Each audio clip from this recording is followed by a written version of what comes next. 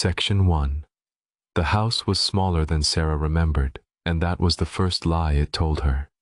She sat in the rental car at the end of the gravel drive for a long time before she made herself get out, engine ticking as it cooled, the October dusk draining the color out of everything until the house was just a darker shape against a dark sky. Number 14. Hollowbrook Lane. 2 stories of tired Victorian gingerbread, paint peeling in long curls from the clapboards, the wraparound porch sagging on the east side the way it had sagged for 30 years. Her mother had never fixed it. Her mother had never fixed anything, in the end, had let the whole house settle slowly into the earth around her, like a woman lying down in a field and deciding not to get up. And now the house was Sarah's. All of it. The sagging porch and the loose slate roof and the basement she had not thought about in 20 years and did not intend to think about now. "It's just a house," she said out loud to the empty car in the voice she'd been using on herself for 8 months. The calm, reasonable, clinical voice, the one she'd learned from her own therapist and then turned on herself when the therapist got too expensive to keep. "You clean it, you stage it, you sell it. 3 weeks, then you never come back." The voice was steady. That was the thing about Sarah's voice these days. It stayed steady no matter what was happening underneath it, the way a frozen lake stays flat over water that's still moving. She'd gotten good at the steady voice during the divorce. She'd gotten good at a lot of things during the divorce, at eating standing up over the sink, at sleeping on exactly one half of the bed, at answering "how are you" with managing and watching people accept it and move on. Managing. It was a good word. It didn't promise anything. She got out of the car. The key her mother's lawyer had mailed her was an old brass one, worn smooth, and it stuck in the front door lock the way it always had. You had to lift the door slightly on its hinges while you turned, a trick Sarah's hands remembered before her mind did, her body performing the small motion with a fluency that unsettled her. 20 years, and her hands still knew this door. She pushed it open, and the smell came out to meet her. Dust and old wood and the particular cold mineral smell of a house that has been shut up too long, and under that, faint and sweet and terrible, her mother's perfume, lily of the valley, still in the walls, still in the drapes. Her mother had been dead 6 weeks, and the house still smelled like her, and Sarah stood on the threshold with her hand on the doorframe and breathed it in and did not cry because she was managing. She turned on the lights. Most of them worked. The foyer bloomed into being around her, the staircase with its scarred banister, the hall table with the same chipped china dish where her mother had always dropped her keys, the framed photographs climbing the wall beside the stairs. Sarah did not look at the photographs. She had a rule about the photographs, the same rule she'd had since she was 12. Don't look, and you won't have to remember what you're not looking at. She carried her bags in from the car, 2 suitcases and a box of cleaning supplies and her laptop, everything she needed for 3 weeks of erasing a life. She set them in the foyer and stood listening to the house settle around her, the tick of cooling radiators, the sigh of wind in the eaves, the small constant creakings of old wood adjusting to the weight of a living person moving through it after so long empty. Familiar sounds, childhood sounds, sounds she had lain awake listening to as a girl in the front bedroom, cataloguing each one, telling herself stories about what they were so she wouldn't have to know what they actually were. "It's just the house settling," her mother used to say, from the doorway, when Sarah was small and frightened. "Houses talk to themselves at night, baby. That's all it is. The house is just talking." Sarah had believed her for a long time, longer than she should have. The lawyer had told her, in the flat, sympathetic voice lawyers use for the recently bereaved, that the house had been left to her in its entirety with all contents. Sarah had signed the papers in a coffee shop 4 states away, between a client meeting she'd rescheduled and a phone call from her own divorce attorney, and she had not felt anything at all, which was itself a kind of feeling, the specific numbness of a woman who has run out of room to grieve one more thing. Her mother had been dying slowly for years. Dementia, the long unraveling kind, the kind that takes the person a piece at a time and leaves the body behind like a house someone moved out of. By the end, her mother hadn't known Sarah's name. By the end, her mother had called Sarah by another name entirely, over and over, a name Sarah didn't recognize, reaching for Sarah's hand across the nursing home bedrail and saying it with such tenderness, such longing. "Emily, Emily, there you are. I've been waiting." That Sarah had finally stopped correcting her and just let the old woman hold her hand and call her Emily until she slept. Sarah had assumed it was a name from her mother's own childhood. A sister, a friend, someone from before. The mind reaches backward at the end. She hadn't asked. There'd been no one left to ask. She made herself busy. Busy was another thing she'd gotten good at. She unpacked the kitchen box, wiped down the counters, found that the water ran brown for 30 seconds, and then cleared, filled the electric kettle she'd brought because she hadn't trusted the house to have anything. She made tea and drank it, standing at the kitchen window, looking out at the backyard, where the light from the window fell in a yellow rectangle across the overgrown grass and the old swing set rusting at the edge of the trees. The swing set. She'd forgotten the swing set. 2 swings, side by side, one of them hanging crooked now with a broken chain, and Sarah looked at the 2 swings for a moment too long and then made herself stop, because there was a feeling starting up in her chest that she didn't have a name for and didn't want one. 2 swings. Of course there were 2 swings. Children's swing sets came with 2 swings. That was normal. That was nothing. She washed her mug and set it in the rack and told herself she'd start on the upstairs bedrooms in the morning. She did not go into the basement. She told herself she'd get to it. There was no rush. The basement was just storage, boxes, old furniture, the water heater. She'd deal with it last, closer to the end, when she was almost done and leaving anyway. That was the smart order to do things in. Top down, basement last. That was what she told herself, standing in the kitchen of her dead mother's house, and the telling had the smooth, practiced quality of a lie she'd rehearsed for 2 decades, and somewhere below her feet, through the floorboards, through the closed basement door with its little hook and eye latch, the house went on talking to itself in the dark. She noticed the latch on her way through the hall to bring in the last of her bags, and it stopped her the way a wrong note stops a song. The basement door was where it had always been, tucked under the stairs, a narrow door of dark-stained wood, but the little brass hook and eye latch on it was new, or not new, old, but added, screwed into the frame at some point after Sarah's childhood, positioned high, near the top of the door, at a height a child couldn't reach. A latch on the outside of a basement door, to keep something in the basement, or to keep something out of it. Sarah stood looking at it for a moment, her hand not quite touching it, and then she made herself keep walking, because there was an explanation. There was always an explanation. Her mother had gotten old and frightened and forgetful, and had probably latched the basement to stop herself wandering down the stairs in the night and falling. That was all. Old women did things like that. The mind reaches for safety at the end.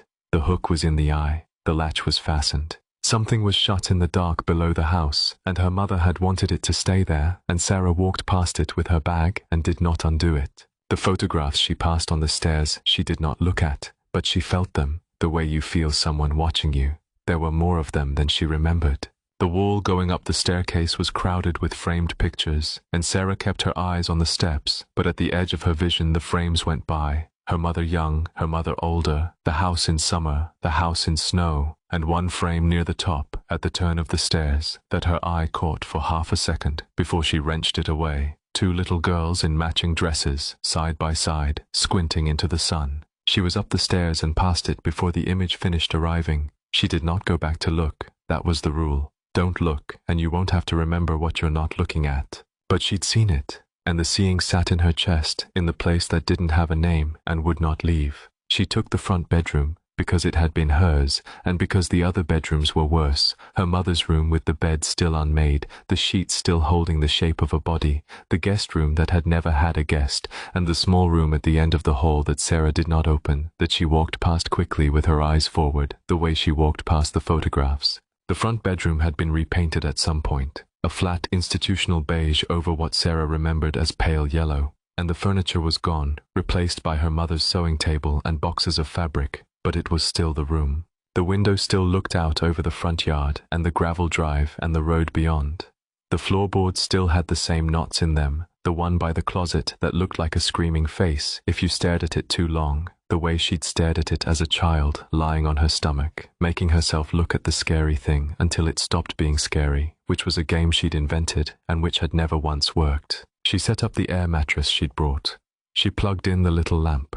She changed into the clothes she slept in now, the oversized t-shirt and the flannel pants, the divorce uniform, the clothes of a woman who sleeps alone and has stopped pretending otherwise. She lay down on the air mattress in the beige room that had been her yellow room, and she turned off the lamp, and she lay in the dark and listened to the house talk. Tick, sigh, creak. the radiator's slow metallic pinging as it cooled, the wind finding the loose place in the eaves and worrying at it, the deep settling groans of old joists taking her weight, learning her, remembering her.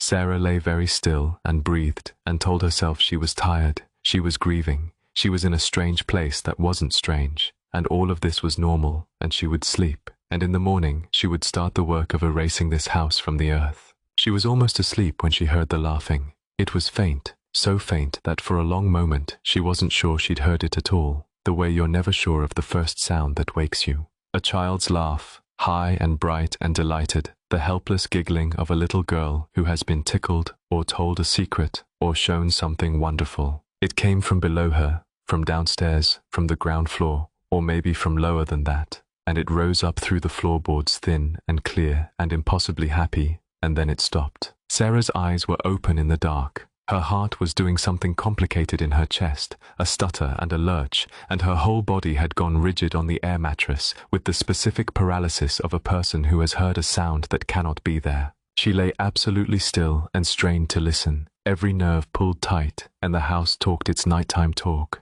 Tick, sigh, creak, and there was no laughing. There was nothing. There had never been anything. "You imagined it," said the steady voice, the reasonable voice, the frozen lake voice. "You're exhausted. You're grieving. You're in your childhood home for the first time in 20 years, and your brain is dredging up sounds it associates with childhood, and it dressed one up and played it back for you as you were falling asleep. Hypnagogic hallucination, extremely common, completely benign. Go to sleep." The voice was very good. The voice had explanations for everything. Sarah lay in the dark and let the voice talk her down, breath by breath, until her heart slowed and her body loosened and the tension bled out of her, and she thought, "There, see, nothing," and she closed her eyes. And the laughing came again. Closer, this time. Not downstairs. On the stairs, as if the child were climbing them, one at a time, laughing that bright, delighted laugh. And under the laugh, Sarah could hear now another sound, softer, a small voice murmuring, the sing-song murmur of a little girl talking to her toys, the private narration of a child at play. "And then the baby goes here, and then the baby goes to sleep. Shh, shh, don't cry, don't cry." Words half-formed and tender and utterly, unmistakably real, drifting up the stairs toward the front bedroom in the dark. And then the other sound, under the girl's voice, threaded through it, so quiet that Sarah's mind refused it at first and then could not unhear it. A baby crying. Not a real baby's full-throated wail, thinner than that, smaller, the tinny mechanical cry of an old doll, the kind with a string in its back, the kind that says mama when you tip it and cries when you lay it down. The doll cried, and the little girl shushed it. "Shh, shh, don't cry," and rocked it. Sarah could hear the rhythm of the rocking in the girl's voice, the gentle back and forth. And then the girl laughed again, that helpless, delighted giggle, as if the baby had done something wonderful, as if the whole dark house were a nursery, and the middle of the night were the middle of a bright afternoon, and there were nothing in the world but a little girl and her doll playing at the top of the stairs. Sarah was not asleep now. Sarah was as awake as she had ever been in her life, sitting bolt upright on the air mattress, with the blanket clutched to her chest, and her eyes wide open, and her steady voice gone completely silent, because there are some sounds the steady voice has no explanation for, and a little girl rocking a crying doll and saying, "Don't cry, don't cry," in a house where no children live, at 2 o'clock in the morning, is one of them. The murmuring stopped at the top of the stairs. Sarah could not breathe. The dark of the hallway showed through her open bedroom door as a lighter dark, a grey rectangle, and she stared at it and waited for something to cross it, some small shape, and nothing did. And the not crossing was worse than anything crossing could have been, because it meant whatever was making the sound was standing just out of sight, in the hall, in the dark, quiet now, listening the way she was listening. "Hello?" Sarah said. Her voice came out cracked and small and not steady at all. "Is someone there?" The house held its breath. And then, very softly, from the hallway, from the dark just past the door, a little girl's voice said, happy, conspiratorial, sweet as anything, "You're back."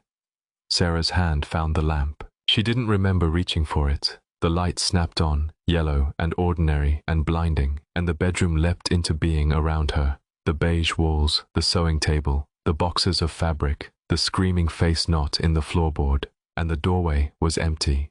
The hallway beyond it was empty. There was no one there. There was no one anywhere. Sarah sat on the air mattress in the pool of lamplight, with her heart slamming against her ribs and the blanket twisted in her fists, and she stared at the empty doorway and told herself, in a voice that had stopped being steady and had not yet found anything to replace it, that she had imagined it, that she was tired, that she was grieving, that houses talk to themselves at night. That's all it is, baby. The house is just talking. She left the lamp on. She did not sleep again that night. She sat propped against the wall with the blanket around her shoulders and watched the grey rectangle of the doorway until it slowly, gradually, filled with the thin, colourless light of dawn, and somewhere in the last hour before morning, when exhaustion finally dragged her under against her will, the last thing she heard, soft, far below her, muffled by floorboards and distance and 20 years, was the sound of someone humming, a lullaby, a tune she almost knew, coming up, very faint, from the basement. Section 2. Daylight fixed everything, the way daylight always did. Sarah woke on the air mattress with a crick in her neck and the flat grey morning light filling the beige room, and the first thing she felt was embarrassment. Actual, cheek-warming embarrassment, the kind she hadn't felt since she was a teenager. She'd sat up all night with a lamp on because she'd heard some noises. She was 35 years old, a project manager who ran budgets in the low 7 figures. A woman who had sat across a conference table from men twice her age and not blinked, and she'd spent the night clutching a blanket like a child because an old house had made old house sounds. Pipes, she said out loud to the room, testing it, and it sounded reasonable in the daylight. Settling. Wind. The house was 120 years old. Its plumbing knocked and sang. Its joints creaked. Sound traveled strangely through old ductwork. Everyone knew that. It was practically a cliché, the way voices and noises could carry through the guts of an old house and arrive somewhere else transformed, distorted, sounding like things they weren't. A branch scraping a window could sound like a voice, water moving in a pipe could sound like humming, and a tired, grieving, over-imaginative brain, primed by 20 years of not wanting to be in this house, could take those raw sounds and assemble them into exactly the shape it was most afraid of. That was all it was. That was all it had ever been.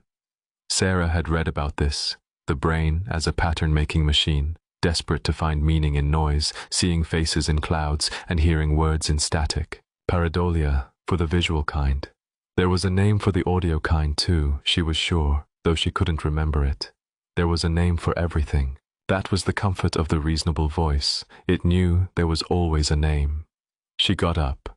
She made coffee in the kitchen with the morning sun coming through the window, ordinary and yellow, and the backyard looked harmless in the daylight, just an overgrown lawn and a rusty swing set and the tree line beyond. 2 swings. She looked at them on purpose this time, made herself look, the old game.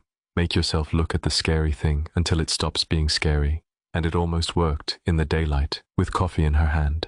2 swings. Lots of swing sets had 2 swings. It didn't mean anything. She started work upstairs, because upstairs was the plan, top down, basement last. She emptied her mother's closet into contractor bags, sorting nothing, keeping nothing, because keeping things meant looking at them, and looking at them meant remembering, and Sarah was not in the remembering business. Dresses, coats, shoes, all of it into the bags, and the bags out to the porch, and the closet, emptying room by room, and the work was good, the work was numbing. The work filled the hours and quieted the part of her that kept listening for sounds that weren't there. She worked through the morning and into the afternoon, and she'd nearly convinced herself, nearly buried the night under the weight of ordinary labor, when she found the room at the end of the hall. She hadn't meant to open it. She'd been carrying a load of contractor bags down the hall toward the stairs, and her elbow had caught the door handle, and the door, unlatched, unlike the basement, just stuck in its frame, had popped open a few inches, and Sarah had stopped, arms full of her mother's clothes, and looked into the small room she had been walking past, with her eyes forward for 20 years.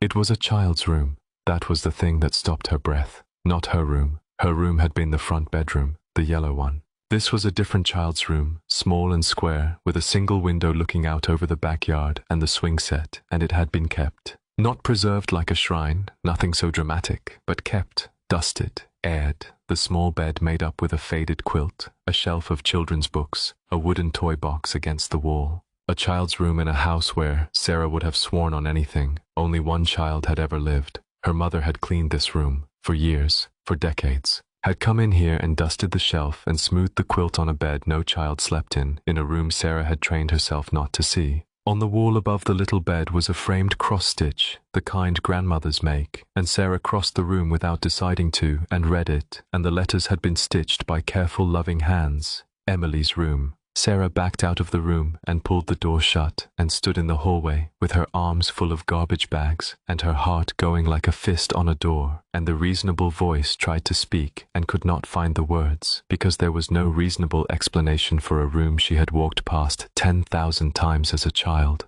a room with another girl's name stitched on the wall, a room she did not remember, could not remember, had no memory of any Emily ever having occupied, and yet the room was hers, was somebody's, was real, dusted and aired and kept for 20 years by a woman who had died calling Sarah by that same name. She went back to work. She worked harder, faster, the numbing labor, the burying. But she left that door shut, and she did not carry any more bags down that end of the hall. And when the doorbell rang in the late afternoon, it was almost a relief, until it wasn't. The woman on the porch was old, 70s, maybe 80s, small and bent and sharp-eyed, wearing a quilted coat against the October chill and holding a foil-covered dish in both hands. Sarah didn't recognize her, and then, slowly, did. Something around the eyes, a shape the decades hadn't quite erased. Mrs. Alderman, Sarah said, and was surprised the name came to her. From next door. Sarah. The old woman's face did something complicated. Pleasure and something else, something more careful. Look at you, all grown. I brought you a casserole. I saw the car and I thought, well, you shouldn't be in that house eating out of boxes. She held out the dish and Sarah took it, and it was warm, and the warmth was so unexpectedly kind that Sarah's throat tightened. Thank you, that's really thoughtful. Your mother was a good neighbor at the end, quiet, kept to herself. Mrs. Alderman's sharp eyes were moving over Sarah's face, over her shoulder, into the house, back to her face. I was sorry to hear. It's a hard thing, losing your mother, however it comes. And the way it came for Ruth, that long slow going, that's the hardest kind. You lose them twice. Yes, Sarah said. You do. They stood a moment. The old woman seemed to be gathering herself towards something, and Sarah waited, holding the warm dish, and the afternoon light lay gold and long across the porch boards. You're selling, I expect, Mrs. Alderman said. That's the plan. Clean it up, list it. I can't. I don't really have reason to keep it. No. The old woman nodded slowly. No, I don't suppose you do. She hesitated, and then, in a different voice, lower, the voice people use for the thing they actually came to say, it's good you came alone. Easier sometimes, doing this kind of work alone. Though I did wonder. And here the sharp eyes came up to Sarah's, direct and searching and kind. I did wonder if your sister would come. If she was, how she was keeping. After everything. The porch went very quiet. Sarah stood holding the warm casserole dish and felt the afternoon tilt, gently, the way a boat tilts when someone shifts their weight. My sister, she said. Emily. Mrs. Alderman said the name, the way you say a name you haven't said aloud in a long time, carefully, testing whether it still fits in your mouth. I know it was. I know families don't talk about these things. It's not my business. It never was. I only meant, she was such a bright little thing, the both of you, always out on those swings, and I only wondered if she was doing all right, wherever she landed. After. The word sister sat in Sarah's chest, in the place that didn't have a name, and the place that didn't have a name was suddenly very cold and very loud. Mrs. Alderman, Sarah said, and her voice was doing the steady thing, the frozen lake thing, flat over water that was moving very fast underneath. I don't have a sister. I was an only child. The old woman's face changed. The kindness stayed, but under it something shifted, confusion, and then a dawning, careful alarm, the look of a person who has just stepped somewhere they shouldn't have and can feel the ground going soft. Oh, she said. Oh, of course, I'm sorry. I'm getting old, sweetheart. I mix things up. I mix up whole families. Don't mind me. She was already stepping back, already retreating down the porch steps, but her eyes stayed on Sarah's face a beat too long, and in them was something that was not confusion at all, something that looked almost like fear, or like pity, or like both. You enjoy the casserole. You come knock if you need anything, any hour. I don't sleep much anymore. And then, at the bottom of the steps, half turned away, so quietly that Sarah almost didn't catch it. You be careful in that house, Sarah, especially the... She stopped herself. She pressed her lips together. She did not finish the sentence. Especially the what? Sarah said. But the old woman only shook her head and said, You be careful, that's all, and went back across the yellow yard to her own house, and Sarah stood on the porch with a warm dish in her hands and watched her go, and did not move for a long time. She did not eat the casserole. She put it in the refrigerator, and she stood in the kitchen, and she told herself that the old woman was confused, was senile, was mixing up families the way she'd said, that people in their 80s did that it meant nothing. But she thought about the room at the end of the hall, Emily's room, stitched in careful, loving thread, and she thought about her mother's voice across the bed rail, Emily, there you are, I've been waiting. And now, the neighbor, sharp-eyed and certain until Sarah had contradicted her, and then that swift, careful retreat, that I mix things up, don't mind me. But the old woman hadn't looked confused when she'd said the name. She'd looked confused only after, when Sarah said I was an only child. She'd looked confused the way you look confused when someone tells you the sky is green and says it like they believe it. Not I misremembered. But why don't you remember? 3 of them now.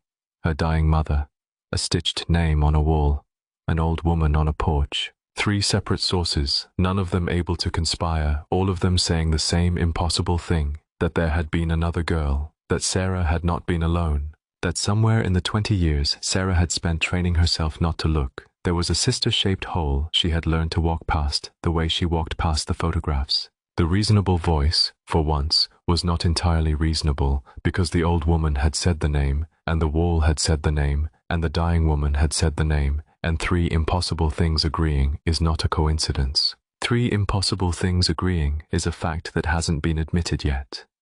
Emily. The name her mother had reached for across a nursing home bed rail. Emily. Emily. There you are. I've been waiting. The name Sarah had assumed came from her mother's own lost childhood, some sister or friend from before. But Mrs. Alderman hadn't been talking about the past. Mrs. Alderman had been talking about Sarah's childhood, about 2 bright little things always out on the swings, about the both of you, 2 swings. Sarah stood in the kitchen and looked out the window at the swing set. And this time she did not make herself look. This time she couldn't stop looking, and the 2 swings hung there in the long gold light, one straight and one crooked on its broken chain, and the place in her chest that didn't have a name was making a sound now, a high, thin sound like a kettle just before it screams, and Sarah pressed the heels of her hands against her eyes and breathed and said, out loud, in a voice that shook, There is an explanation.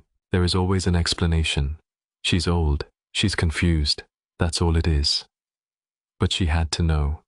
That was the thing about Sarah, the thing underneath the managing, the thing the divorce and the numbness and the 20 years of not looking had never quite killed.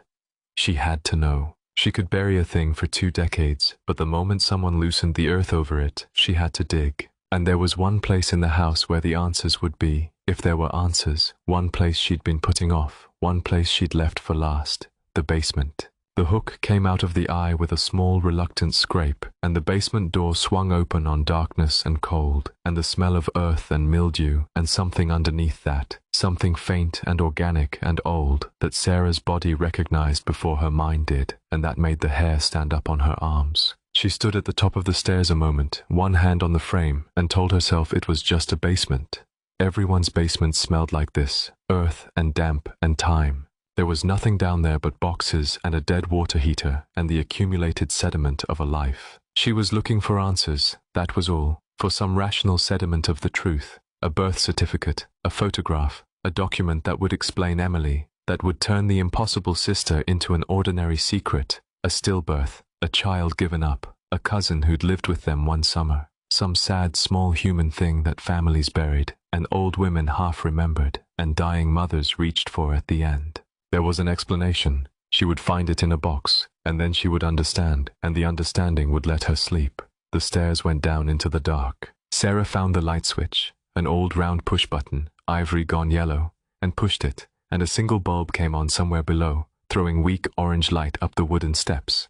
She went down. The temperature dropped with each step, the way it does going into the ground, and the sounds of the house above her faded until there was only the creak of the stairs and her own breathing and, very faint, the drip of water somewhere in the dark. Halfway down, the fourth step from the bottom, her foot came down and the wood gave a particular groan, a specific two-toned creak, high, then low, and Sarah froze because she knew that sound. Her body knew that sound.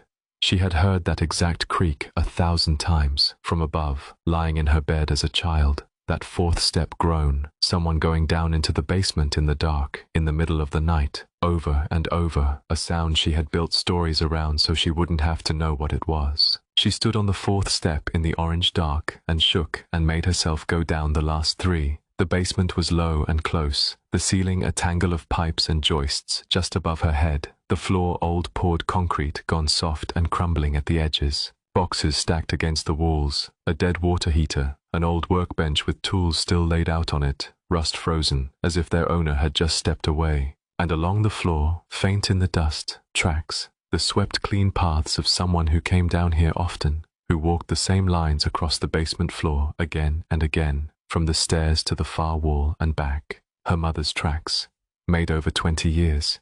Going where? Sarah followed them. They led to the far wall, the foundation wall, fieldstone and mortar, 120 years old, where, low down, near the floor, in the weak orange light, she could see that one of the stones was loose. Not just loose, placed, set back into its socket without mortar, the gap around it packed with dust, but set in a way that was subtly wrong, subtly deliberate, a stone that had been taken out and put back by hands rather than by masons. Sarah crossed the basement toward it, her heart doing the complicated thing again, and she knelt on the cold soft concrete in front of the loose stone, and she worked her fingers into the gap around it, and she pulled. The stone came free. Behind it was a hollow, a small dark cavity in the thickness of the wall, and in the hollow, wrapped in a plastic grocery bag, gone brittle and yellow with age, was a book. Sarah drew it out. She unwrapped it with fingers that had gone cold and clumsy. It was a child's diary, a cheap one, cardboard covers printed with faded rainbows and unicorns, the kind sold in drugstores, the kind that came with a little tin lock and a key that never worked. This one's lock was broken, hanging open. On the cover, in the careful oversized handwriting of a child just learning cursive, was written a name. Sarah stared at it in the weak orange light of the basement of her dead mother's house, kneeling on the cold concrete with the loose stone in her lap, and the name on the cover of the diary was not Emily. The name on the cover of the diary was Sarah, and underneath it, in the same careful child's hand, a second line, an inscription, the kind children write in the fronts of their diaries to keep out prying eyes. Except that this one was not a warning, and Sarah read it, and the cold in her chest became something else, something that had teeth. This diary belongs to Sarah. Emily writes in it too. She writes the parts I'm not allowed to remember. Section 3. She read it at the kitchen table, with every light in the house on. She'd carried it up from the basement, holding it away from her body, the way you carry something that might be dangerous. And she'd set it on the kitchen table and then not touched it for an hour, just sat across from it drinking coffee she didn't taste, looking at the faded rainbows and unicorns and the broken tin lock. A child's diary. Her child's diary. Her own handwriting on the cover, the careful oversized cursive of a girl of 11 or 12, and the impossible inscription underneath it that she had read 4 times now and that had not changed. Emily writes in it too. She writes the parts I'm not allowed to remember. The hour she spent not touching it was the longest hour of her adult life, longer than the hour in the clinic waiting room 7 months ago, longer than the hour outside the lawyer's office signing away her marriage. She sat and looked at the diary, and the house sat around her, quiet now, daylight quiet, and she catalogued the reasons not to open it the way she catalogued everything. It would upset her, it would keep her from sleeping, it was almost certainly nothing. A child's game preserved by a sentimental mother, and opening it would give it a power it didn't deserve. All true, all reasonable, and underneath the reasons, the thing that was actually stopping her, the certainty, cold and bodily and complete, that the moment she opened the diary, something would begin that she would not be able to stop. That the diary was a door, and doors, once opened, stay open. That she had already opened one door too many when she drew the stone from the wall, and that this was the last moment, This hour, this quiet daylight kitchen, when she could still choose not to know. She chose to know. She always chose to know. It was the one part of her the 20 years of not looking had never managed to kill, and it killed her instead, a little, every time. The reasonable voice had a theory, and Sarah clung to it the way she clung to everything reasonable, imaginary friend. Children invented them constantly, a companion, a confidant, a second self to carry the feelings that were too big to hold alone. Sarah had been a lonely child. She remembered that much, remembered the particular texture of the loneliness, a house too quiet, and a mother too sad, and long afternoons alone on the swings. Of course she'd invented a sister. Of course she'd named her, given her a room in her imagination, let her write in the diary. It was almost sweet. It was almost tragic. It explained the mother's confusion at the end, a dying mind reaching back and mistaking the imaginary daughter for the real one. It explained the neighbor who'd seen a lonely child talking to no one on the swings and assembled a sister out of it across 40 years of faulty memory. It explained everything except the room with the made bed and the dusted shelf. It explained everything except the stitched name on the wall. It explained everything except the lock on the basement door. But Sarah was very good at except. She'd spent 20 years living in the space of except, so she opened the diary. The early pages were ordinary, and the ordinariness was almost unbearable because they were hers. Her handwriting, her childhood, rendered in the small aching detail that only a child records. Today it rained, and we couldn't go outside. Today Mom cried in the kitchen, and I pretended not to hear. Today we had spaghetti. Today I got an A on my spelling test, and no one was home to tell. The small griefs and small joys of a girl alone in a too quiet house. And Sarah read them and felt the 20 years fold up like a paper fan, and she was there again, 11 years old, writing at this same kitchen table, while her mother slept the sad, heavy sleep of a woman who slept too much. And then, 3 pages in, the handwriting changed. It was subtle at first. The letters got smaller, tighter, slanted the other way, the way a right-handed child's writing looks when a left-handed child holds the pen, or the way your own writing looks when you're pretending to be someone else. And the voice changed. The I in the entries became a different I. Where Sarah's entries were careful and contained and lonely, these new entries were bright, fast, spilling. A child who laughed more, who noticed more, who wrote the way she must have talked, in a rush, delighted. Today Sarah was sad, so I made her laugh. I'm good at making her laugh. That's my job.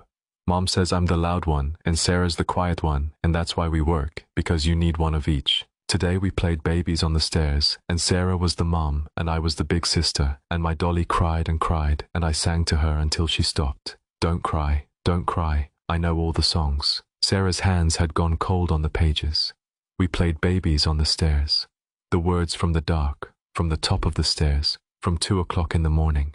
Don't cry, don't cry. She had heard those exact words spoken in a little girl's voice not 18 hours ago, and here they were, in a diary sealed in a wall for 20 years, written in a hand that was hers and was not hers. She turned the pages faster. The 2 voices alternated now, Sarah's careful, lonely entries and Emily's bright, spilling ones, back and forth, a conversation across the pages of a single diary, 2 girls sharing one book the way sisters share a room. And there were things in Emily's entries that made the wall in Sarah's mind shiver. Small, specific things a lonely child inventing a friend would not have invented, because they were not about the friend, they were about the world, seen from a second pair of eyes. Today, Sarah didn't see the man at the fence, but I did. He stands at the fence sometimes and watches the house, and Sarah never sees him because she's always looking down. I see everything. That's my job. I told Mom about the man, and Mom got the white face and said don't go in the yard for a while, and she put the new latch on the basement door that same day. I don't know why the man makes her think of the basement, but I know she cried after. Sarah stopped. She read it twice. A man at the fence, a white-faced mother. A new latch on the basement door.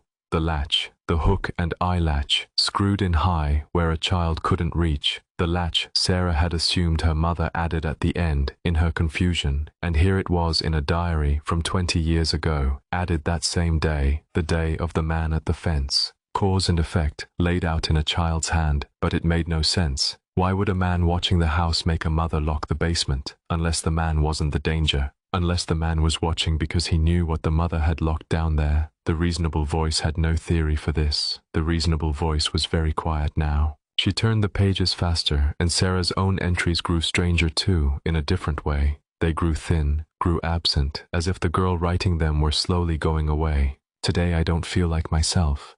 Today I looked in the mirror, and for a second I didn't know which one I was. Mom says I'm the quiet one. I don't feel quiet inside. Inside I feel loud. Is that me, or is that Emily?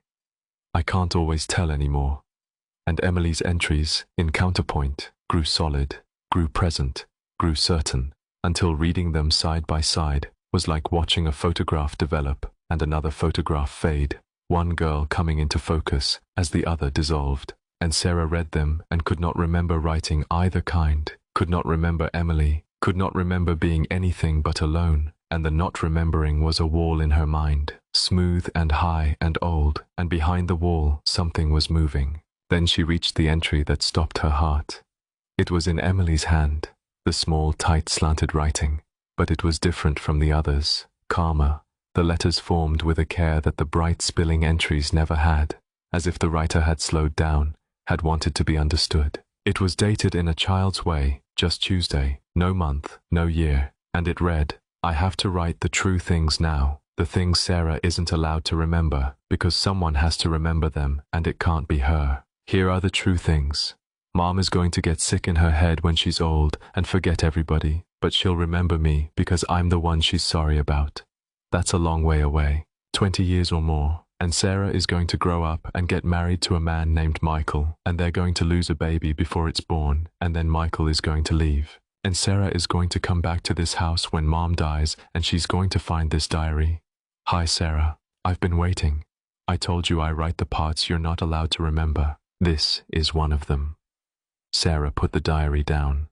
She stood up from the table so fast the chair fell over behind her, cracking against the linoleum, and she stood in the too bright kitchen with her hand over her mouth and her heart trying to climb out of her chest, and she stared at the open diary on the table as if it were a living thing, as if it might move, because it was true. All of it, every word. Her mother, sick in the head, forgetting everyone, remembering only Emily. Michael, she got married to a man named Michael. The baby they'd lost, 7 months along, the loss that had cracked the marriage down its center and started the long slow break that ended in divorce papers. Michael leaving, Sarah coming back to the house when her mother died, finding the diary, all of it, written in a child's hand, sealed in a wall for 2 decades, addressed to her by name across 20 years of time. Hi Sarah, I've been waiting. The same words, the words from the dark of the hallway last night. You're back. The words her mother had said across the bed rail. I've been waiting. There were details in it no one could have known. The baby had been a girl. They hadn't told anyone that. Sarah and Michael, in the wreckage of the loss, had kept that one small fact to themselves. The sex of the child they didn't get to have, had never said it aloud to another living soul, and yet lose a baby before it's born. The diary didn't say the sex, but Sarah's mind, reading it, supplied the rest, and she understood with a lurch of nausea that the diary didn't need to say everything, because it wasn't informing her, it was reminding her, it was speaking to a knowledge that was already inside her, behind the wall, waiting. The prophecy wasn't a prediction, it was a memory she wasn't allowed to have, written down by the part of her that was allowed to have it. No, Sarah said out loud, to the kitchen, to the diary, to the house. No, this isn't, someone wrote this recently. Mom wrote it. Mom knew all these things because they happened, and she wrote them into an old diary and put it in the wall because she was sick, because she was confused, because her mother had died 6 weeks ago, and Sarah's divorce had been finalized 4 weeks ago, and her mother had been in a locked memory care ward for the last 2 years, unable to remember her own name, let alone write a coherent prophecy in a child's disguised handwriting, and climb down to a basement she couldn't access and seal it in a wall. The timeline didn't work. The timeline didn't work at all. The ink of the older entries was faded, brown with age, decades old. Sarah had handled enough of her mother's old papers in the last 2 days to know what 20-year-old ink looked like, and this was it. This was genuinely old. This had been written a long time ago. The reasonable voice reached for the explanation and closed on nothing, on air, on the cold, smooth surface of a wall in her mind, behind which something was moving and moving closer. Sarah picked up the fallen chair. She sat down. She made herself breathe. And she told herself the only thing left to tell herself, the last reasonable thing, the thin edge of it. You're tired. You haven't slept. You're grieving and divorced and alone in the worst place in the world for you, and your mind is doing something to protect you, filling in gaps, making patterns. Tomorrow you'll read it again in daylight and it'll be different. Tomorrow it'll make sense.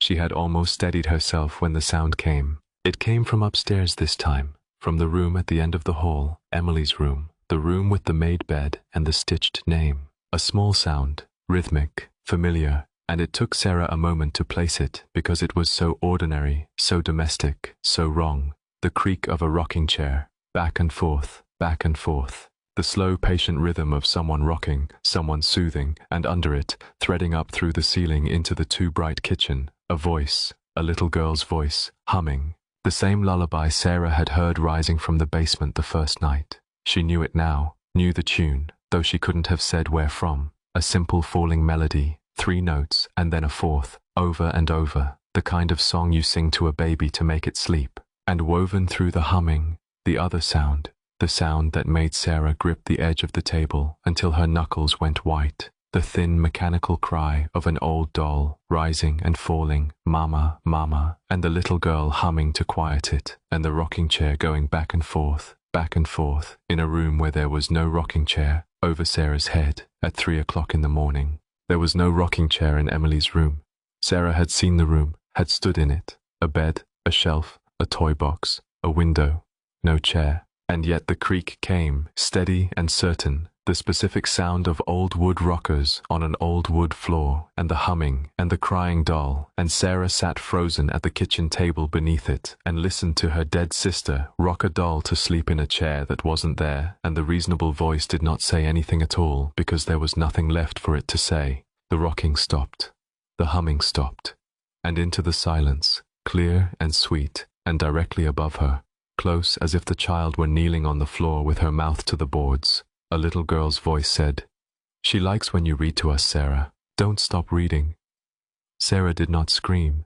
She wanted to, felt it building in her chest, but it caught somewhere and turned into something else, a long shuddering exhale, and she sat in the silence that followed and understood that whatever was happening to her, it was not going to stop, and that the diary on the table was the center of it. The diary was the mouth of it, and that she could run, she could get in the rental car right now and drive until the house was 100 miles behind her. Or she could do the other thing, the thing the Sarah underneath the managing had always done, the thing that had brought her down into the basement and drawn the stone from the wall. She could read.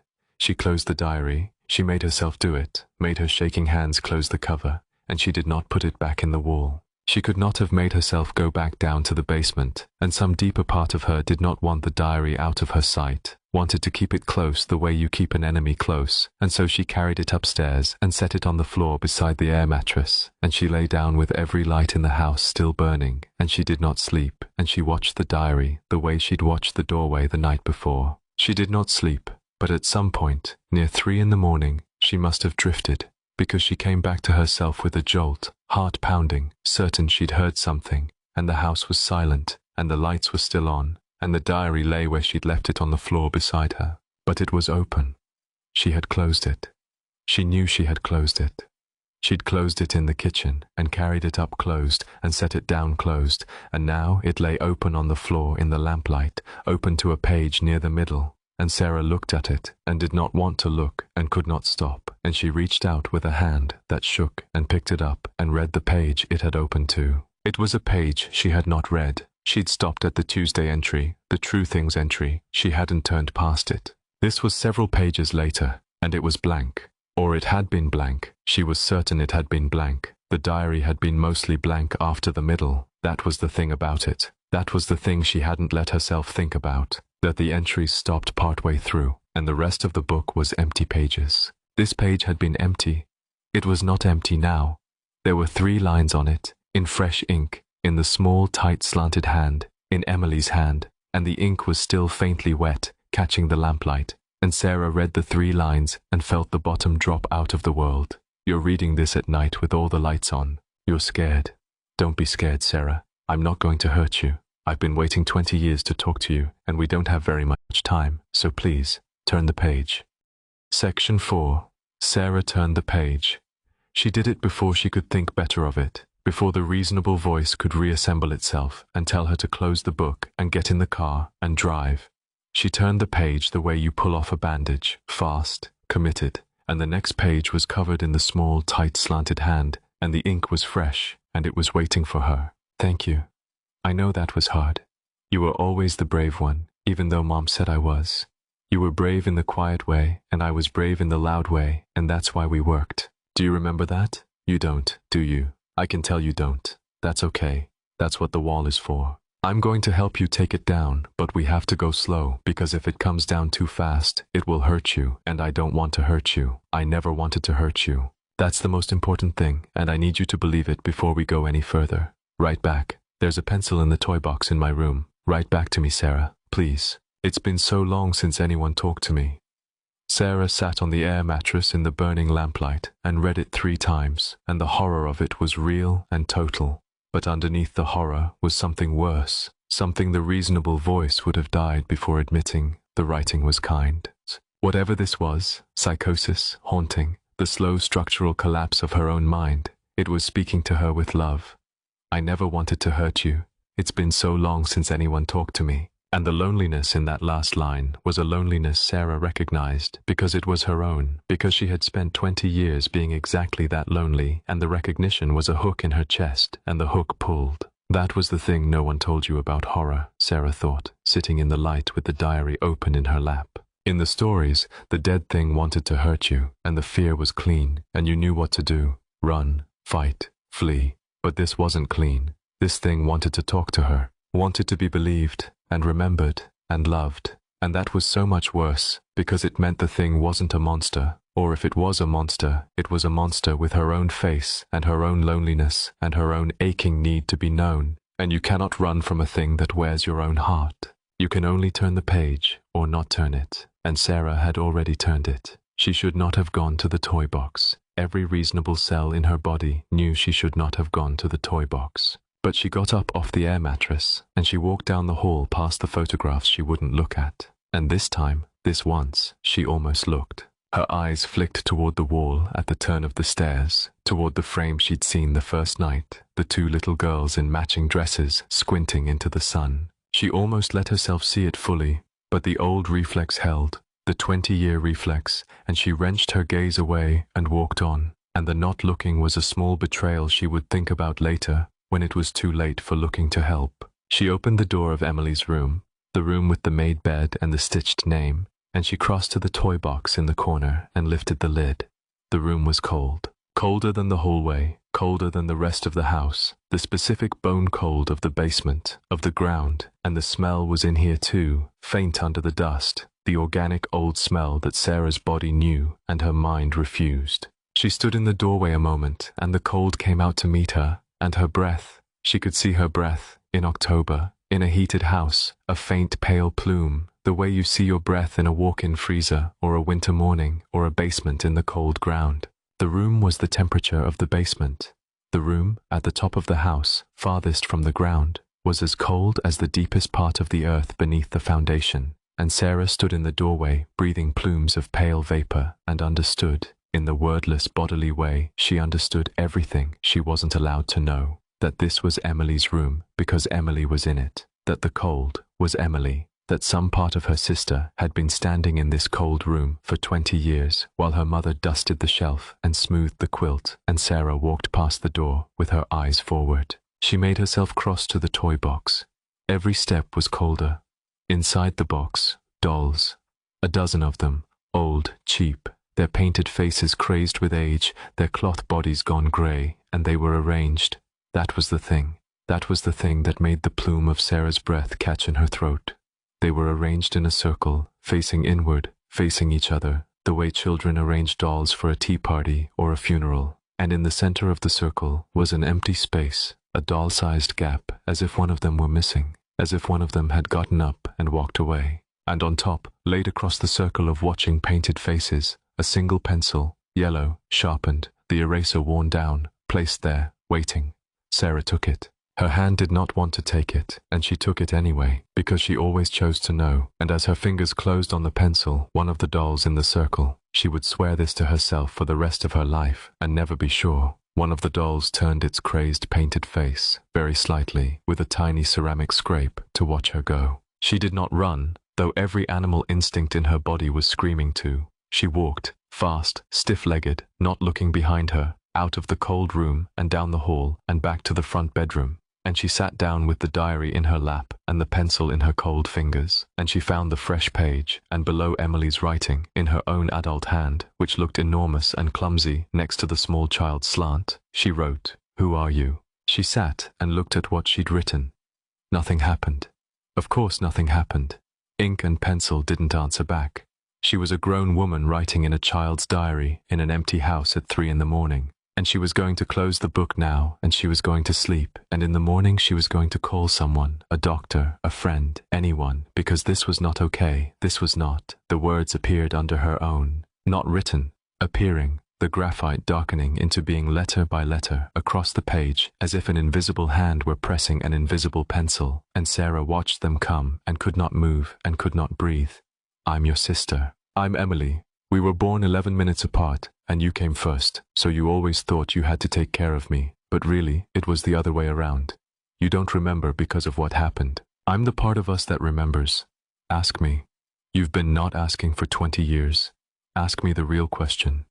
Sarah's hand shook so hard she could barely hold the pencil, but she wrote it. The question she had carried down into the basement, the question under all the other questions, the question the wall in her mind had been built to keep her from ever asking, "What happened to you?" The house went silent, utterly silent. No tick, no sigh, no creak, the ambient sound of the old house simply stopping, as if it too were holding its breath, as if the whole structure had turned to listen. And in the silence, the graphite began to move again, slower now, and Sarah watched her dead sister answer the question across 20 years and a wall of forgetting.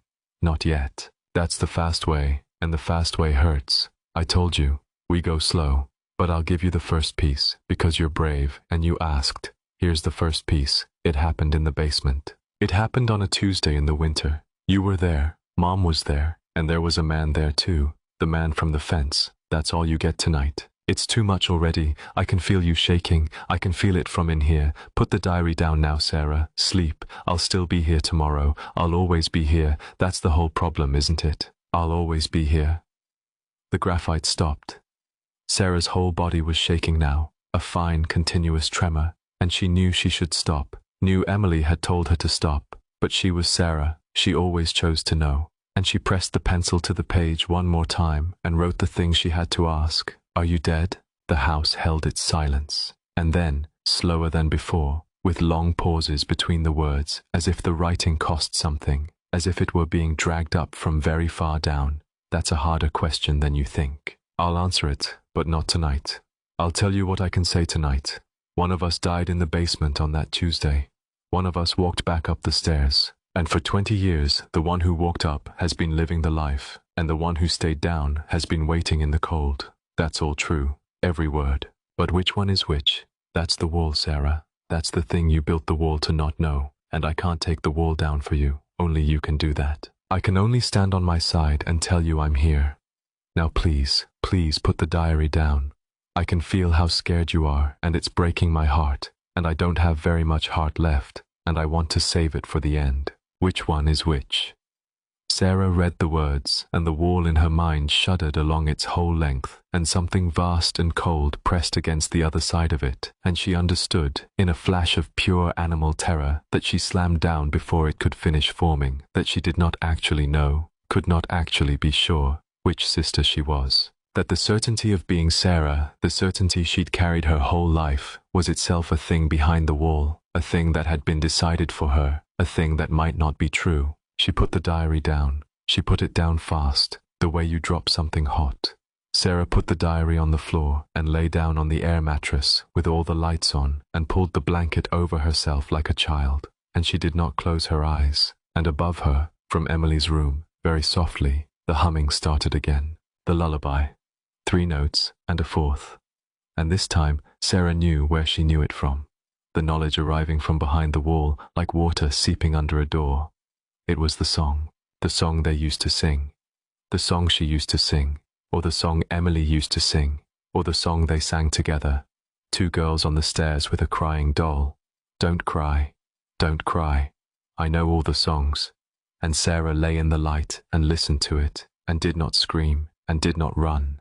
And somewhere before dawn she slept, and did not dream, or dreamed only of a basement in winter, and did not remember it when she woke. She woke to sunlight and the smell of the casserole she hadn't eaten going bad in the fridge, and for one merciful moment she didn't remember, and then she did, and she lay on the air mattress and stared at the ceiling and tried to be a reasonable person having a reasonable morning. The diary lay on the floor where she'd dropped it. In the daylight, it looked like nothing. A cheap child's diary, faded rainbows, broken lock. Sarah looked at it for a long time without touching it. She thought about the possibility that if she opened it right now, in the honest morning light, the fresh pages would be blank, would have always been blank, and the writing would turn out to be a thing her sleep-deprived mind had painted onto emptiness in the dark. She wanted that to be true. She wanted it so badly that she almost didn't check, because as long as she didn't check, she could believe it. She checked. She reached down and opened the diary to the page from last night, and the writing was there. The small, tight, slanted hand. The whole conversation, her own clumsy adult questions, and the child's careful answers, all of it, permanent, real, graphite on paper in the light of day. Which one is which? That's the wall, Sarah. It hadn't gone anywhere. It wasn't a trick of the dark. Whatever else was true, the words were on the page, and either she had written them herself in a state she couldn't remember, or something else had. She failed at being reasonable, but she tried. She got up, she showered in the ancient clanking shower, turning around twice, fast, certain each time that she'd heard the bathroom door open, and each time it was shut. She made coffee, and she made herself think it through like a project, like a budget, like a problem with a solution, because that was the only way she knew how to survive anything. There were, she told herself, two possibilities. The first possibility was that she was losing her mind. That the grief and the divorce and the sleeplessness and the return to this specific poisoned place had cracked something in her, and that she was hallucinating. The sounds, the writing, all of it. That the diary was real but old, genuinely written by her childhood self and a childhood imaginary friend, and that her deteriorating mind was now supplying the fresh entries, was writing them herself in dissociative states she didn't remember and reading them back as if they were new. This was, the reasonable voice insisted, by far the most likely explanation. Grief did strange things. Trauma did strange things. The mind protected itself with elaborate machinery, and sometimes the machinery malfunctioned. She should call a doctor. She should not be alone. She should get in the car. The second possibility was that it was real, that she'd had a sister named Emily, that something had happened in the basement on a Tuesday in the winter, 20 years ago. Something so terrible that a mother had locked the basement and a family had rewritten its own history, and a surviving daughter had walled off half her own childhood to go on living. And that Emily, whatever remained of Emily, was still here, still in the house, still 11 years old, still waiting and lonely and writing in a diary because it was the only way left to talk. Sarah stood in the kitchen with her coffee and looked at the two possibilities, and the terrible thing, the thing that made her set the coffee down with a hand that shook, was that she could not tell which one frightened her more. Because if it was the first, she was going mad, and there was help for that, doctors and medications, and the long slow work of getting well. But if it was the second, if Emily was real, then everything Sarah was, the whole architecture of her careful managed life, was built on a foundation that wasn't true. She was not an only child. She was not who she thought she was, and somewhere behind the wall in her mind was a Tuesday in winter that would, if she ever let herself remember it, unmake her. She thought about calling someone. She got as far as picking up her phone and looking at it. But who? Michael was gone, and even at the end, Michael had never known about any of this, because Sarah hadn't known about any of this. Her mother was dead. She had colleagues, not friends. The divorce had shown her the difference, had emptied her contacts list of everyone who'd turned out to be Michael's, which was almost everyone. There was a therapist she'd stopped seeing when the money ran out. There was a crisis line she could call and say what? I think I have a dead sister I don't remember, and she's writing to me in a diary. They'd send someone. They'd send someone to a woman alone in an isolated house, saying she was being contacted by the dead, and that someone would look at the sleepless, grieving divorced woman and the child's diary and reach exactly one conclusion, and it would be the first possibility, and maybe they'd be right. She put the phone down. Not yet. She had to know first. She had to know which possibility was true before she handed herself over to anyone, because if she was mad, she wanted to be able to say so, and if she wasn't, if Emily was real, then calling for help meant leaving, meant abandoning the only sister she'd ever had to 20 more years of cold and silence and dolls arranged in a circle around an empty space. It's been so long since anyone talked to me. She couldn't unhear it. She couldn't unhear the loneliness because it was hers. She had come to sell a house, that was all. Clean it, stage it, sell it, leave. 3 weeks. She had been so sure. She looked at the basement door, standing open now, the hook hanging loose from the eye, the dark stairs going down. It happened in the basement, the diary had said. You were there, Mom was there, and there was a man there too. And Sarah, who always chose to know, and was destroyed by it every time, picked up her coffee and walked toward the open door. Section 5. The basement in daylight was worse than the basement at night, because at night the dark hid things, and in daylight there was nothing to hide behind. She had stood at the top of the stairs for 10 minutes before she went down. The coffee had gone cold in her hand. The morning light came through the one small grimy window at ground level, a dirty yellow slant of it falling across the wooden steps, and she'd told herself, "You're just looking. You're a grown woman looking at a basement. There is a rational explanation for the concrete and the cold and the smell, and you are going to find it, and finding it will let you breathe." She'd told herself she was doing this to disprove the diary, to find the ordinary sad truth under the ghost story. A plumbing repair, a foundation patch, a mother's harmless, obsessive-compulsive circuit worn into the dust of a lonely house. She was not going down there to confirm anything. She was going down to rule things out. That was what she told herself, and she almost believed it, which was the thing about Sarah, the thing that had always saved her and always destroyed her. She could almost believe anything, right up until the moment the world made it impossible. Sarah went down slowly, the fourth step giving its two-toned groan under her weight, and this time she made herself stand on it, made herself feel the specific creak her body remembered from 1,000 childhood nights, and she thought, someone went up and down these stairs in the dark, over and over. Mom, for 20 years. Going where? Doing what? And she went the rest of the way down and stood in the low, cold room, with her coffee going cold in her hand, and she made herself look at everything, really look, the way she'd trained herself never to look. The tracks in the dust led to the far wall, to the loose stone, the hollow where the diary had waited. But now that she was looking, now that she had stopped not looking, she saw that the tracks didn't only lead there, they led to the corner. The far corner, past the dead water heater, where the fieldstone foundation met the poured concrete floor and where the concrete was a different color. A patch of it, maybe 4 feet by 3, set into the older floor, its surface smoother, its edges visible as a faint seam if you knew to look. Newer concrete, poured over something, poured. Sarah's body understood before her mind would let it, a long time ago, 20 years, give or take, over a patch of floor in the corner of a basement, in a house where a mother had spent 2 decades walking down in the dark to stand over it. Sarah stood at the edge of the patch and did not step onto it. She could not have made herself step onto it. The cold in the basement had a center, and the center was here, and her breath plumed pale in the air over the smooth grey rectangle, and the smell she'd been refusing since the first night was strongest here, faint and sweet and organic and old, and she knew what it was now. She'd known since the first night, her body had known. It was the smell of the ground, of deep earth, of a thing that has been in the ground a long time. She crouched. She made herself crouch, at the edge, not on it, and she looked at the seam where the new concrete met the old, and she saw the marks.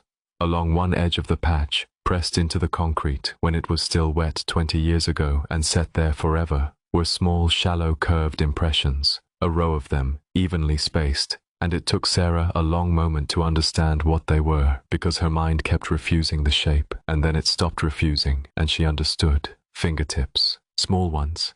A child's. Someone small had put their hand flat against the wet concrete, at the edge, from the inside. No, not the inside. There was no inside. The concrete was poured solid. But the marks were there, 4 small fingertips and the ghost of a palm, pressed into the edge of the patch as if a child's hand had reached up out of the setting concrete at the last moment, before it hardened, before it set, and had not quite made it out. Sarah made a sound she had never made before, a small broken animal sound, and she stood up so fast her head swam, and she backed away from the patch until her spine hit the dead water heater, and she stood there in the cold, with her hand over her mouth, and looked at the small handprints in the concrete, and could not look away. It happened in the basement, on a Tuesday, in the winter. You were there. She did not have the tools to open it. She told herself that was why she didn't. She told herself a lot of things, standing over the patch in the cold, and then she turned and went back up the stairs, fast, not looking behind her, and she latched the basement door with the hook and eye latch from the outside, the way her mother had, and she stood in the kitchen breathing hard, and understood that the latch had never been to keep something out. It had been to keep something in. She drove into town because she had to do something with her hands and her mind that wasn't the house, and because there was one thing left that might still be reasonable, one thing the reasonable voice could still cling to. Records, paper, the bureaucratic sediment of a real life. If Emily had existed, if there had ever been a second daughter, there would be a record, a birth certificate, a school enrollment, a death certificate, and if there was no record, then the reasonable voice was right, and Emily was a delusion, a grief ghost, a thing her broken mind had made, and Sarah could get help and get well. The town was smaller than she remembered. The way the house was smaller, everything shrunk by the 20 years and the twist of memory. The county records office was in the basement of the old municipal building, and the clerk was a bored young man who brightened at having something to do, and Sarah gave him her mother's name and the address of the house and asked for birth records for the family, all of them, going back 35 years. It took him 20 minutes. He came back with a thin folder and a puzzled expression. "So this is weird," he said, sliding it across the counter. "I've got a birth record for you. Sarah Chen, 35 years ago, at County General. That's you, right?" Sarah nodded. "And I've got your mom, Ruth Chen, deceased, and the property deed and all that. But here's the weird part." He opened the folder and turned it to face her and pointed. "There's a second birth record from the same day, same hospital, same mother, 11 minutes after yours, twins." The floor of Sarah's stomach dropped away. "But," the clerk went on, frowning, tapping the page, "it's been amended. See here? There's an amendment filed about 20 years ago. No, 21. The second birth record was sealed, and then there's a death record filed the same day as the amendment, but the death record's weird too, because the date of death is left blank, and the cause is listed as," he squinted, "undetermined, presumed, and the whole thing was processed under some kind of court seal I've never seen before. Honestly, it looks like somebody with pull went to a lot of trouble to make a person disappear on paper, officially, like, legally erased but not quite, because you can't fully erase a birth, you can only bury it. Whoever did this knew what they were doing." He looked up at her, and the boredom was gone, replaced by the uneasy curiosity of a young person brushing against something old and dark. "Did you know you had a twin?" Sarah looked at the amended record, at the name on the sealed second birth certificate, typed 35 years ago in some hospital, before anyone had decided to bury it. "Emily Chen." "No," Sarah said, and her voice came from very far away. "No, I didn't." The clerk hesitated, then lowered his voice, though there was no one else in the basement office to hear. "Look, it's not my business. Tell me to shut up if you want. But I grew up here, and there was a story when I was a kid, about a house on Hollow Brook, ghost story kind of thing. About a family where one of the little girls just stopped being there one winter. Nobody talked about it. The mother never really left the house again, and the other little girl grew up and moved away and never came back." He looked at her, uneasy now. "I never knew if it was true. But your address, that's the house. I recognized it when you said it. I'm sorry. Forget I said anything." "There was a man," Sarah heard herself say. "In the story. Was there a man?" The clerk went still. "Yeah, actually, there was supposed to be a man who used to watch the house, stand at the fence. Nobody ever knew who he was. Some people said he was the one who..." He stopped. "But like I said, kid stuff." She had the clerk make her copies. Her hands were steady when she took them, the frozen lake steadiness, the surface holding. and she thanked him and walked out into the thin October sunlight and sat in the rental car in the municipal parking lot and looked at the photocopied proof that she had been born a twin, that Emily Chen was real, that she had existed, that she had died, date blank, cause undetermined presumed, 21 years ago, and that someone with money and power and terrible determination had gone to the county and had the whole existence sealed, buried, erased in every way the law allowed. 21 years ago, when Sarah was 14, Emily had died, or vanished, or been buried under new concrete in a basement corner. When they were 14, not 11 or 12, and the diary was from before that, from the last year, from the year the two voices in the diary began to blur into each other, one going thin, one going solid. The reasonable voice had nowhere left to stand.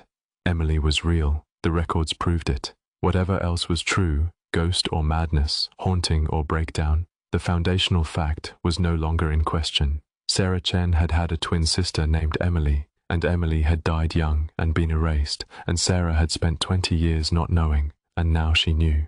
And that changed the shape of the fear entirely, because up until the records office, Sarah had been able to hold on to the first possibility, that she was breaking down, that the diary was a symptom, that none of it was real outside her own collapsing mind. And there had been a horror in that, but also a strange mercy, because a breakdown could be treated, a mind could be mended, and if the sister was imaginary, then no one had actually died, no child had actually gone into the ground, no debt was actually owed. But the records were paper. The records were bureaucracy. The records did not care about Sarah's mental state, could not be hallucinated, sat in a county filing system where a bored young clerk could pull them and frown at them and say, "Did you know you had a twin?" The records were the one thing the reasonable voice had always trusted, the documentary sediment of the real, and the records had just testified against her. Emily was real, which meant the death was real, which meant something real was in the basement under the newer concrete, which meant the diary might be telling the truth about all of it, past and future, and the future pages were still filling, which left only the second, worse question, the one the diary kept circling, the one written in the cold at the top of the stairs. Which one is which? She was still sitting in the parking lot when the first future thing happened. Her phone rang. She almost didn't answer. It was a number she didn't know, but the reflex was stronger than the reluctance, and she picked up, and a man's voice, warm and professional and apologetic, said, "Ms. Chen? This is Dennis Prewitt. I'm a realtor here in town. I hope I'm not catching you at a bad time. I heard through the grapevine that you might be looking to sell your mother's place over on Hollow Brook, and I wanted to reach out, no pressure at all." Sarah stopped listening to the words, because something was happening in her chest, a cold recognition, and she was reaching into the folder on the passenger seat, not the records folder, the other one, the diary, which she had brought with her because she could not leave it in the house and could not leave it out of her sight, and she was turning to the last page she'd read and then past it to the fresh pages, and there, in the small, tight slanted hand, in graphite that she would have sworn had not been there this morning, was an entry she had not read, dated in the child's way, just the day you go to town. Today, a man named Dennis is going to call about selling the house. Don't sell the house, Sarah. If you sell the house, they'll dig up the basement to fix the foundation before the sale. Everybody does, and they'll find me. And if a stranger finds me first, then I can't finish. We have to finish. Tell the man no. Tell him you've changed your mind. I know you came here to sell it and leave, and I'm sorry. I'm so sorry, but you can't leave yet. Not until you remember. Not until we trade back. Ms. Chen, are you still there? Yes, Sarah said. Her mouth was dry. Yes, I'm sorry.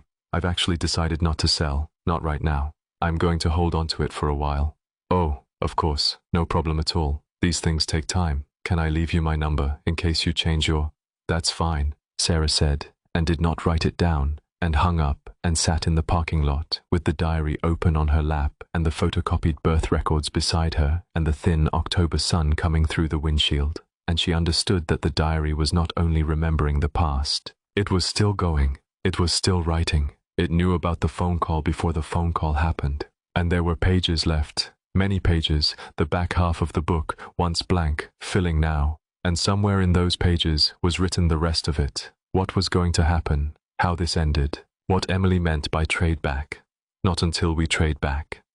Sarah closed the diary. She started the car. and she drove back to the house that she was no longer going to sell. The house with the cold room and the circle of dolls and the patch of newer concrete in the basement corner, because she could not leave, because she had never been able to leave a thing unknown, because she was Sarah, or because she was Emily, and had only ever believed she was Sarah. And either way, the only road left ran forward, into the wall, into the Tuesday in winter, into whatever waited on the other side of remembering. Not until we trade back. The phrase would not leave her.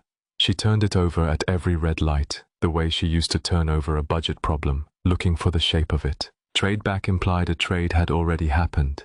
Something had been swapped, once, 20 years ago, in a basement in winter, and Emily wanted to swap it back. And Sarah's whole body, every cell of it, understood what the trade had been and would not let her mind say it, because if she said it, if she let the words form, the wall would come down all at once, the fast way, the way that hurt, and Emily had said the fast way could kill her. So Sarah drove, and did not say it, and felt it pressing against the wall anyway. The thought that the trade, the original trade, the swap made in the basement on that Tuesday in winter, had been this. That one girl had gone into the ground, and one girl had walked up the stairs, and that they had traded a life for a death, a name for a silence, and that the girl who walked up had taken the other girl's whole life and worn it for 20 years, and had built a wall so she'd never have to know that the life she was living had been stolen, traded for, owed.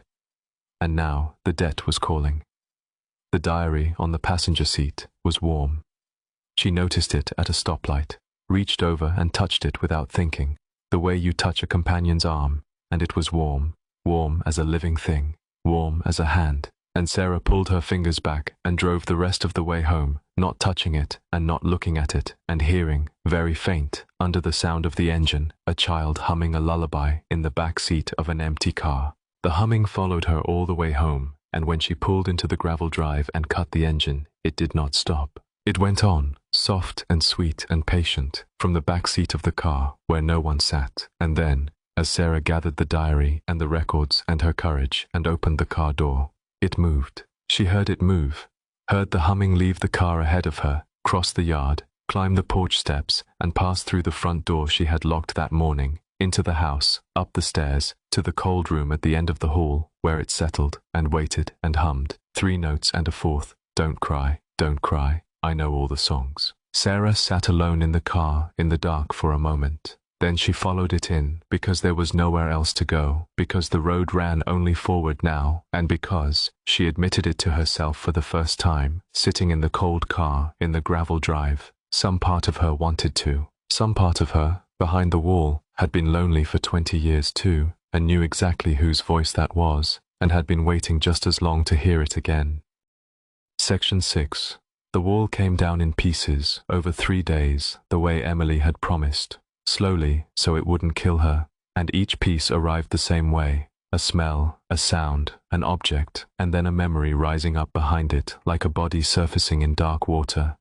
Sarah did not fight it anymore. That was the change, the thing that had shifted after the records office and the humming that followed her home. She had stopped fighting. For 20 years, the wall had been the whole architecture of her survival, and she had defended it without knowing she was defending it, walking past photographs, not looking, keeping the steady voice steady. But the wall was a lie, and the lie had cost her everything, had made her cold and careful and alone, had built a life on a stolen foundation, had left her sleeping on half a bed for a sister she wasn't allowed to grieve. So when the pieces started coming, Sarah let them come. She stopped being reasonable. She had been reasonable for 20 years, and it had kept her from her own sister. She was done being reasonable. She wanted to remember, even the terrible thing, even the Tuesday, because not remembering had been its own kind of death, a slow one, a managed one, and Sarah was so tired of managing. The first piece came from the kitchen. Sarah was making tea on the second morning after the records office, and she reached up into the cupboard for the sugar, and her hand went, without her deciding it, to the very back of the shelf, to a spot her body knew, and closed on a chipped blue mug that had been pushed to the back and forgotten. And holding it, she remembered 2 mugs. There had always been 2 mugs, a blue one and a yellow one, and she was the yellow one, and Emily was the blue one, and they fought about it, sweetly, the way sisters fight. That's mine, no, it's mine. And their mother would say, girls, girls from the doorway. tired and fond, and Sarah stood in the kitchen 20 years later, holding the blue mug and shaking because she remembered. She remembered her sister, not as a fact from a diary, but as a feeling.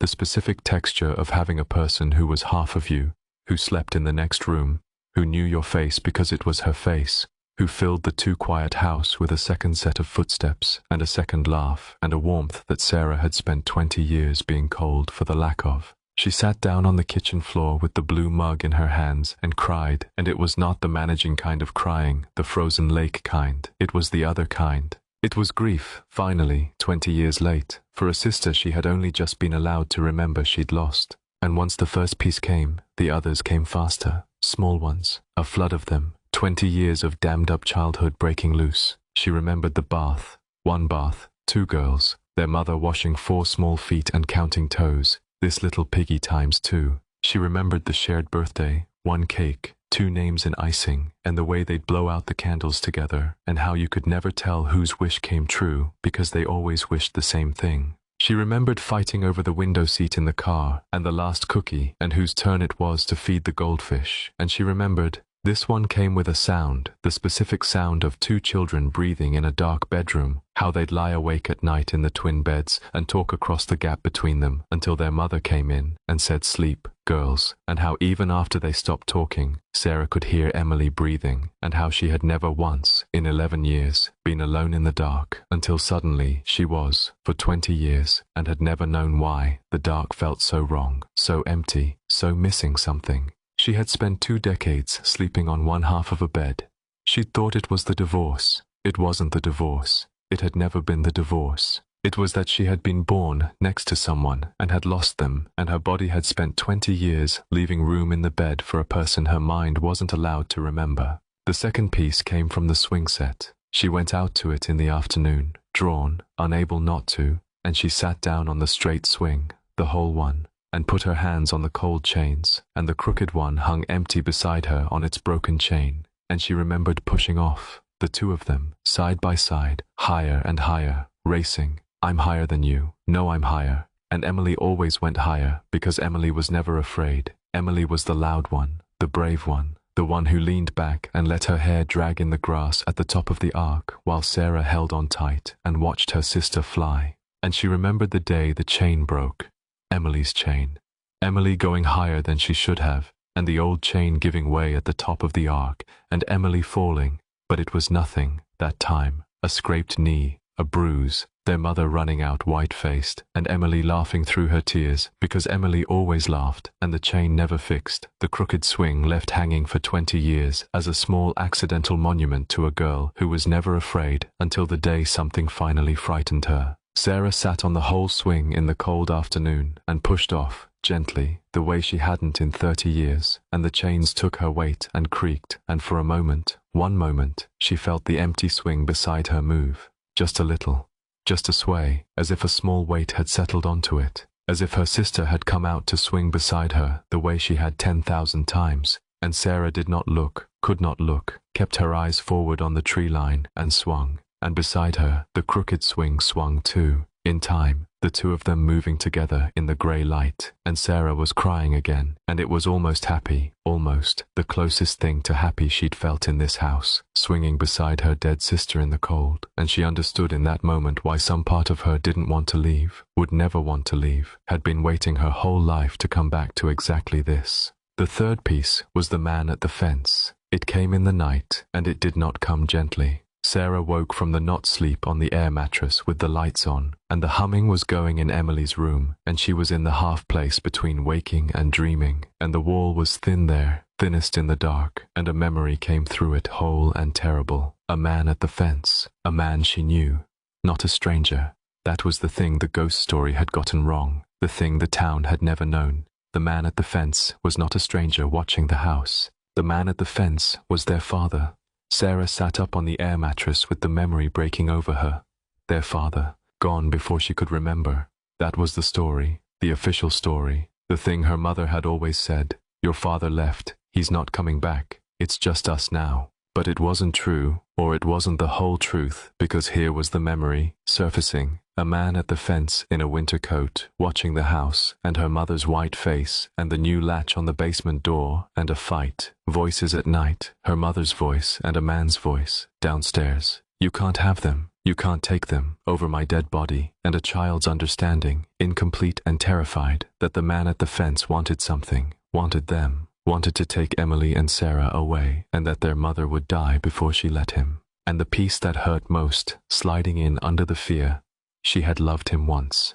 Before he was the man at the fence, before he was the thing to run from, he had been daddy, had thrown them in the air and caught them, had a laugh she could almost hear, had called them his girls. And then something had changed, something with police in it, something she'd been too small to understand. And the locks were changed, and the suitcases came out, and the girls were told the new rule, the only rule that mattered. If you ever see Daddy, you run. You run to Mommy. You never go to him, no matter what he says, no matter how nice he sounds. Their father had wanted them, and their mother had understood that some kinds of wanting are the most dangerous thing in the world. And the basement. Why the basement? Because the basement was where you hid. Because when the man came, and Sarah remembered now that he did come, one winter Tuesday, that he came into the house, their mother had taken them down into the basement and told them to be quiet, to be so quiet, and they had huddled in the cold in the corner where the concrete was newer now, and they had waited in the dark, while upstairs the man moved through the house looking for them.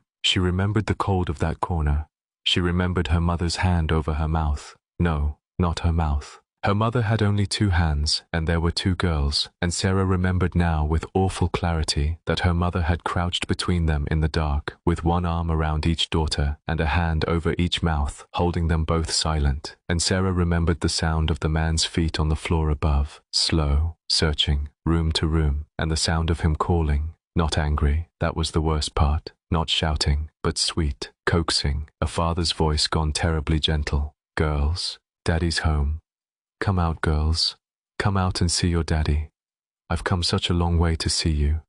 And she remembered the basement door at the top of the stairs, and how it had no latch then, how the latch came after, and how the door had opened, and how the light had fallen down the stairs, and how the man had started down into the dark, toward the corner, where 3 people were trying not to breathe. The memory stopped there. The wall held that much back still. The last piece, the worst piece, the Tuesday itself. What happened when the man reached the bottom of the stairs. But Sarah had enough now to understand the shape of it. A father who'd become something to run from. A mother who'd hidden her daughters in the basement. A man who'd come down the stairs into the cold.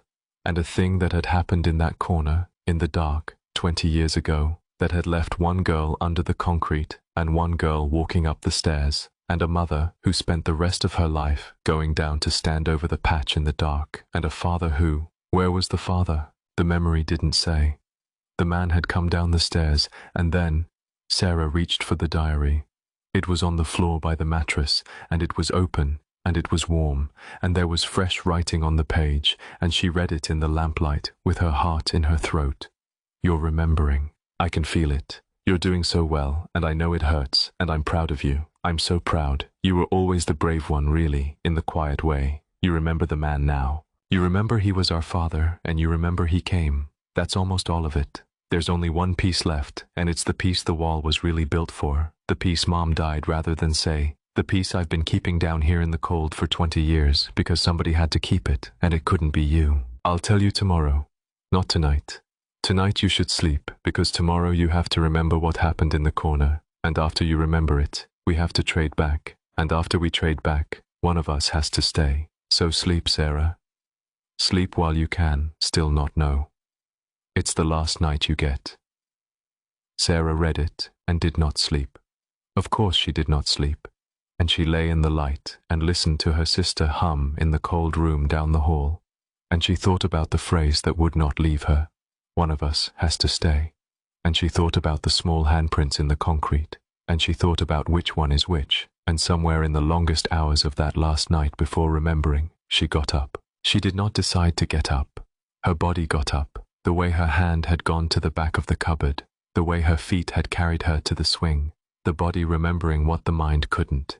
And she walked out of the front bedroom and down the hall toward Emily's room, toward the humming. toward the cold, and she stopped in the doorway.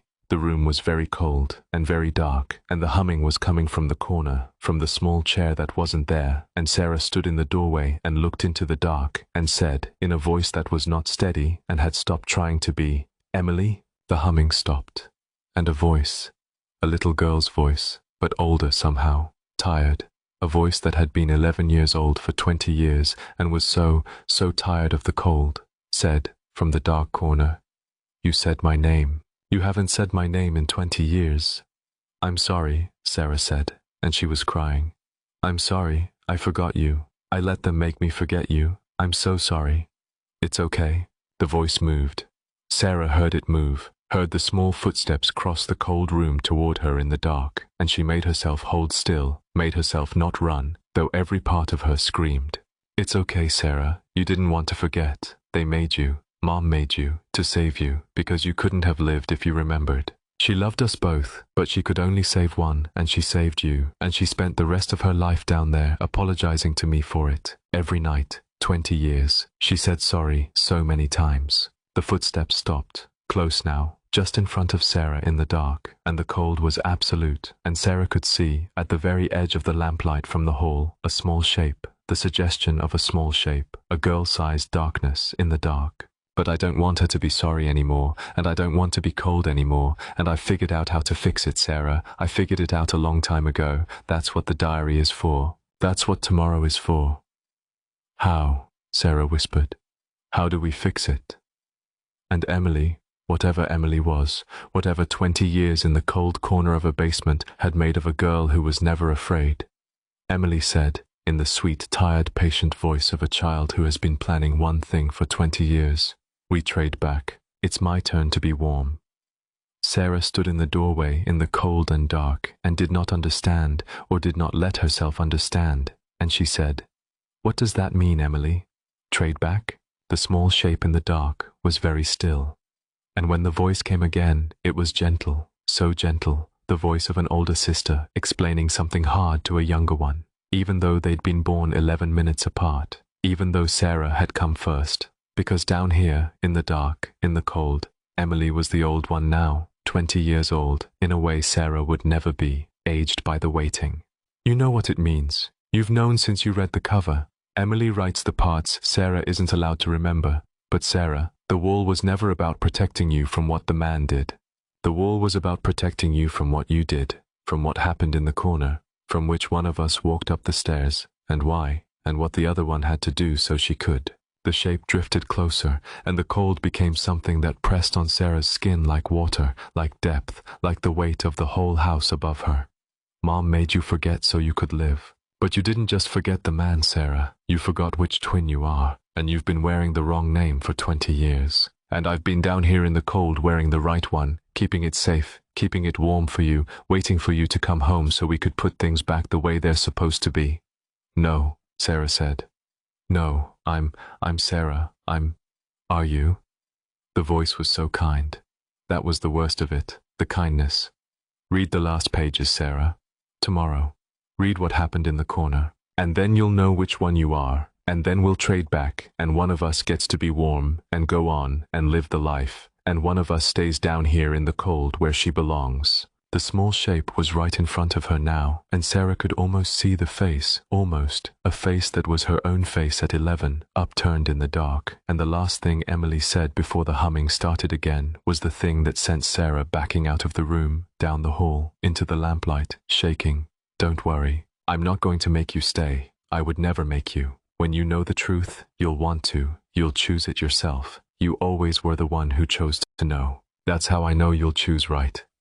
Section 7. She read the last written pages in the basement, because that was where Emily wanted her to read them, and because Sarah understood now that the reading had to happen where the remembering happened, in the cold corner, over the newer concrete, where it began and where it would end. She had thought, in the grey hour before she came down, about not doing it, about getting in the rental car and driving until the house was 100 miles behind her, the diary left on the kitchen table unfinished, the last pages unread, the truth still sealed in the cold. She had stood by the front door with her keys in her hand and her hand on the latch, and she had felt the pull of it, the ordinary human pull toward not knowing, toward the car and the highway and the rest of a life spent carefully not looking. Other people could do that.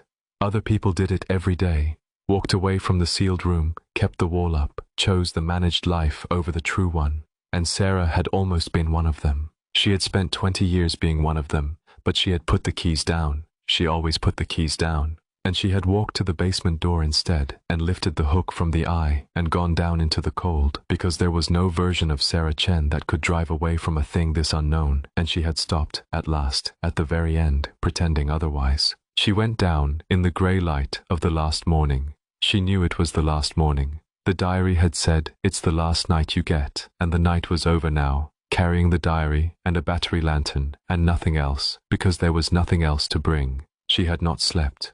She had spent the night listening to Emily hum, and somewhere in the small hours, the humming had changed to words, the lullaby's words, and Sarah had finally understood the song, the one she'd been hearing since the first night, and it was not a lullaby at all. It was a counting song.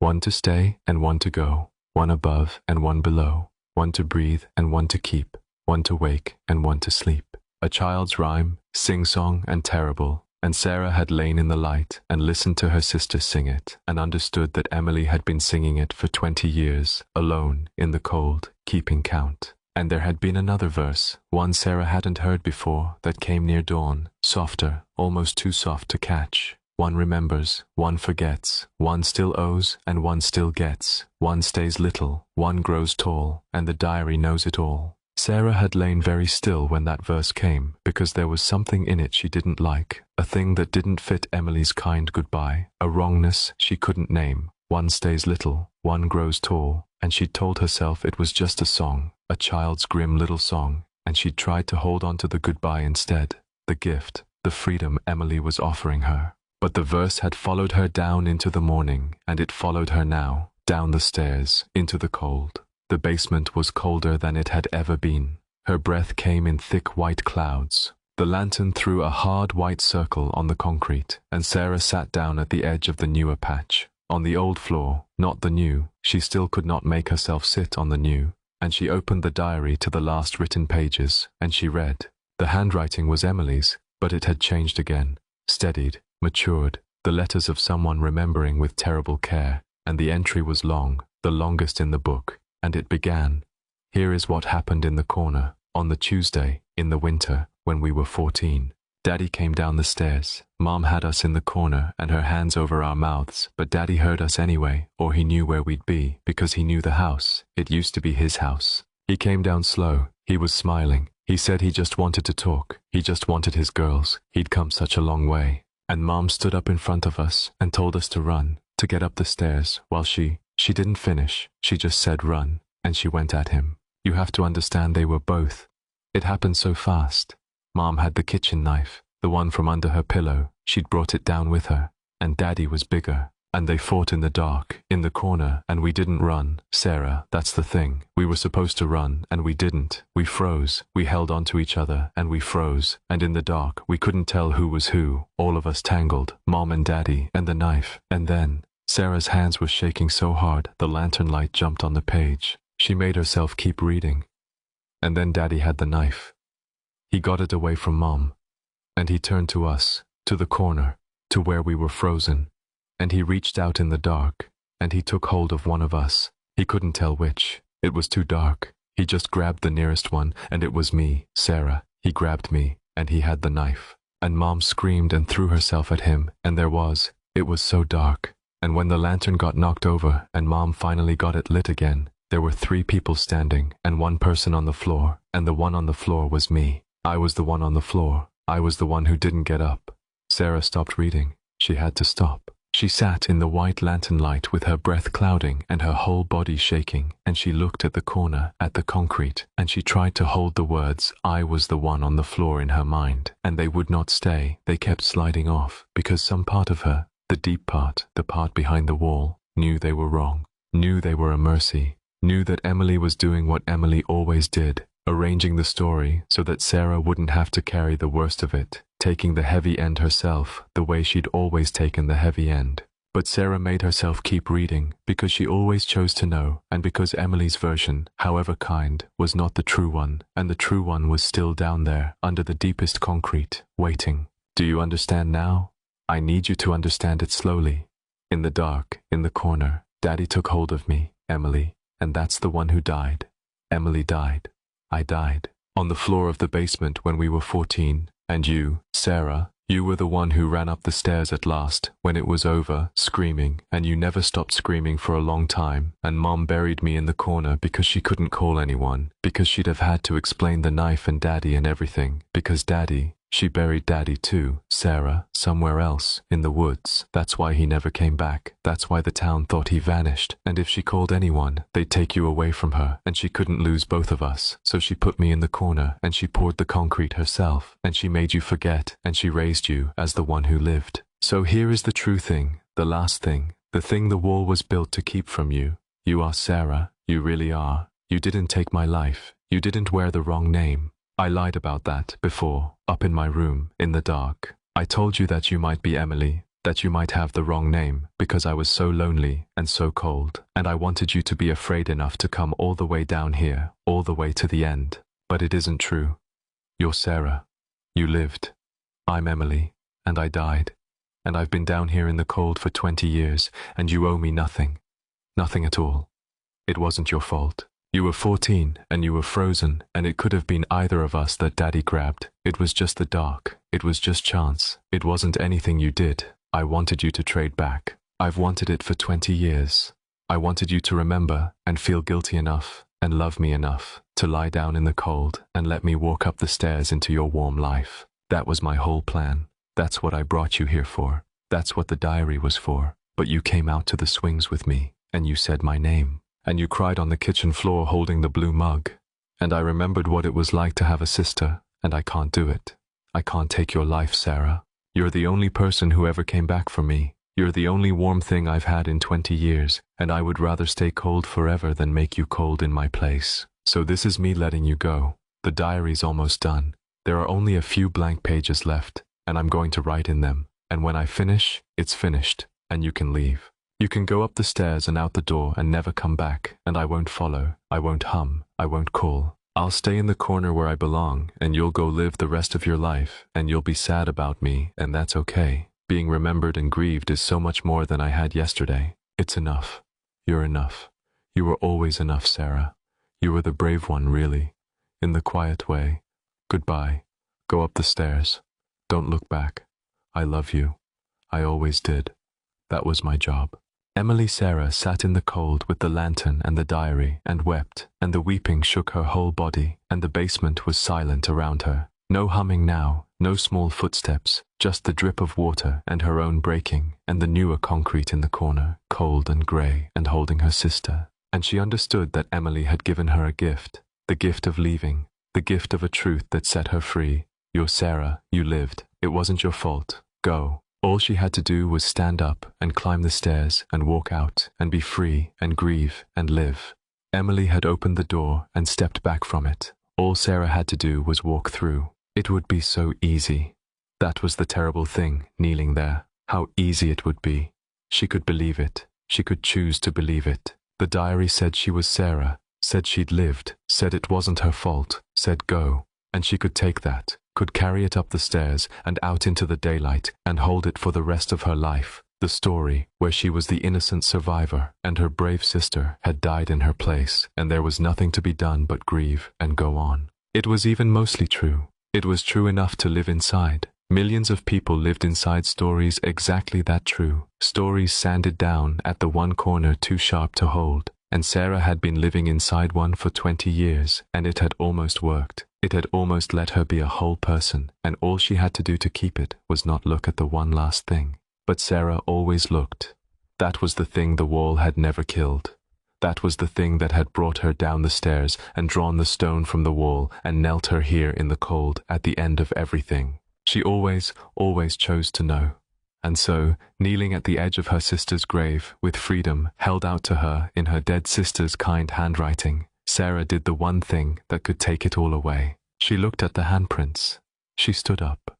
She stood up, and she looked at the stairs, at the grey light falling down them from the open door, at the whole rest of her life waiting up there in the cold, clean daylight. And she looked at the corner, at the newer concrete, at the small handprints pressed into the edge, the 4 small fingers, the ghost of a palm, a child's hand reaching up out of the setting concrete 20 years ago and not quite making it out. Emily had been 14, but the handprints were small, younger than 14, a little girl's hand. Sarah stood very still in the cold basement, and a new piece of the wall, the very last piece, one that even Emily's long confession hadn't touched, began, slowly, terribly, to move. Because if Emily died at 14, whose small hand was in the concrete? And why had the diary on its cover been written in a child's hand, a hand of 11 or 12, not 14? And why did Emily's voice always sound so young, younger than 14, a little girl's voice, playing babies on the stairs, singing counting songs? One stays little, one grows tall, and the last piece came, and it did not come gently, it came all at once, the fast way, the way that hurts, the way Emily had spent the whole book protecting her from.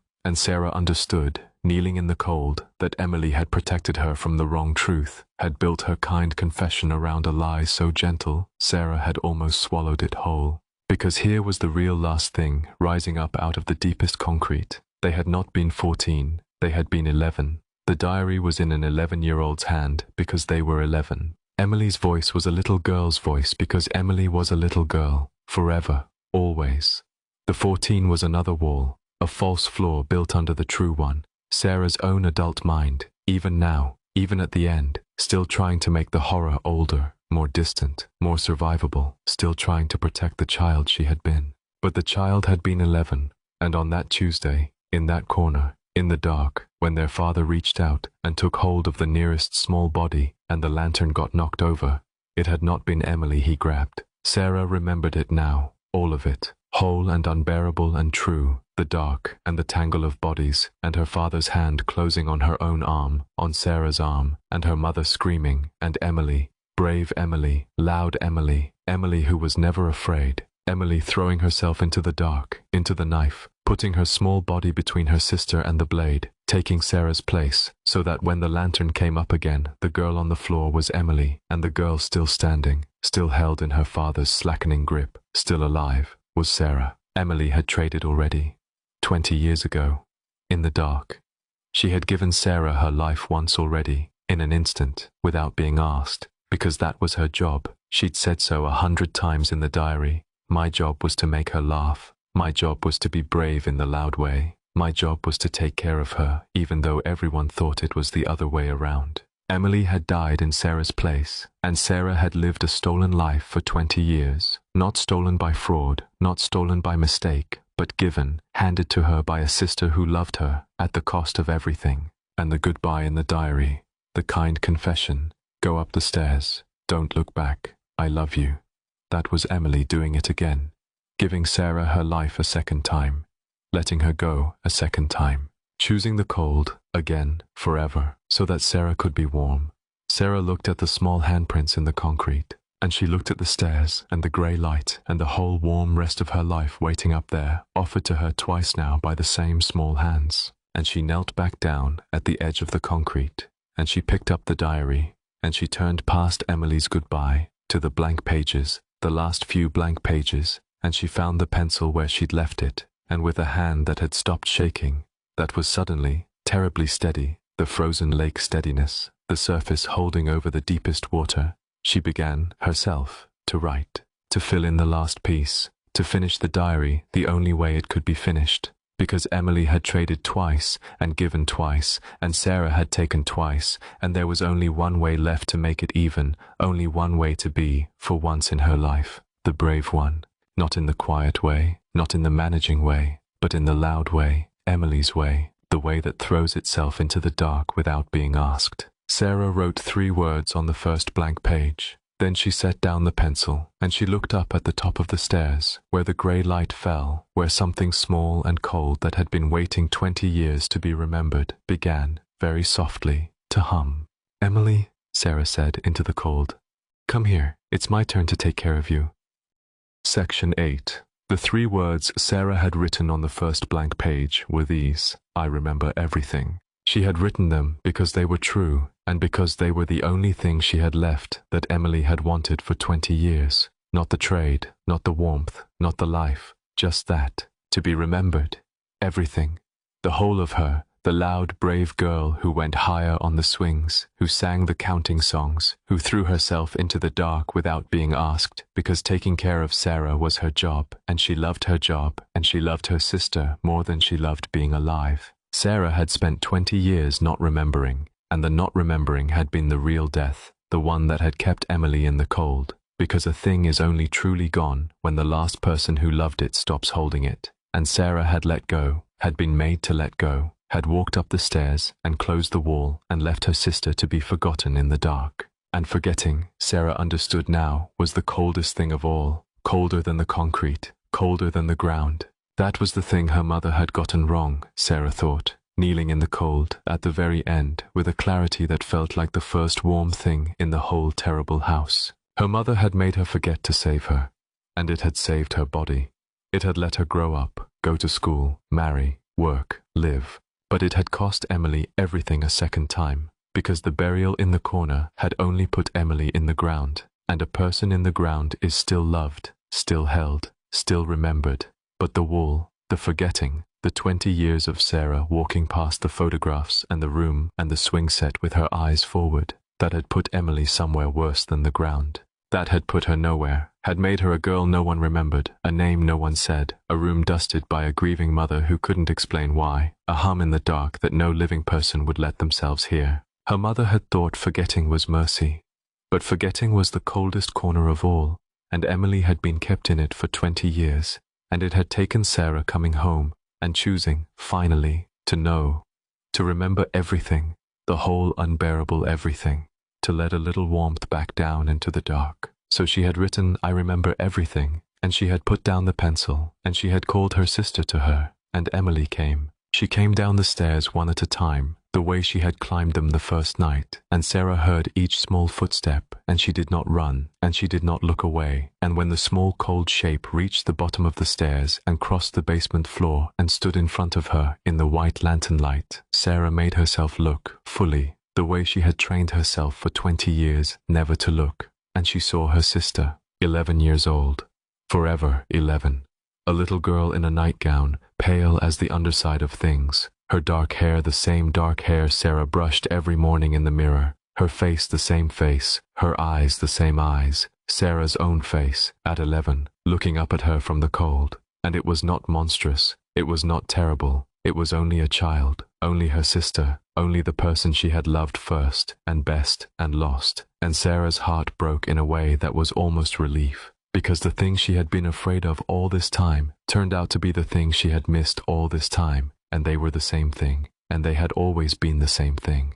That was the secret at the bottom of the house, the secret under the deepest concrete, the thing the whole long haunting had been trying to teach her, that the monster and the missing were one, that every sound in the dark, the laughing, the humming, the crying doll, the small feet on the stairs, had not been a thing trying to frighten her.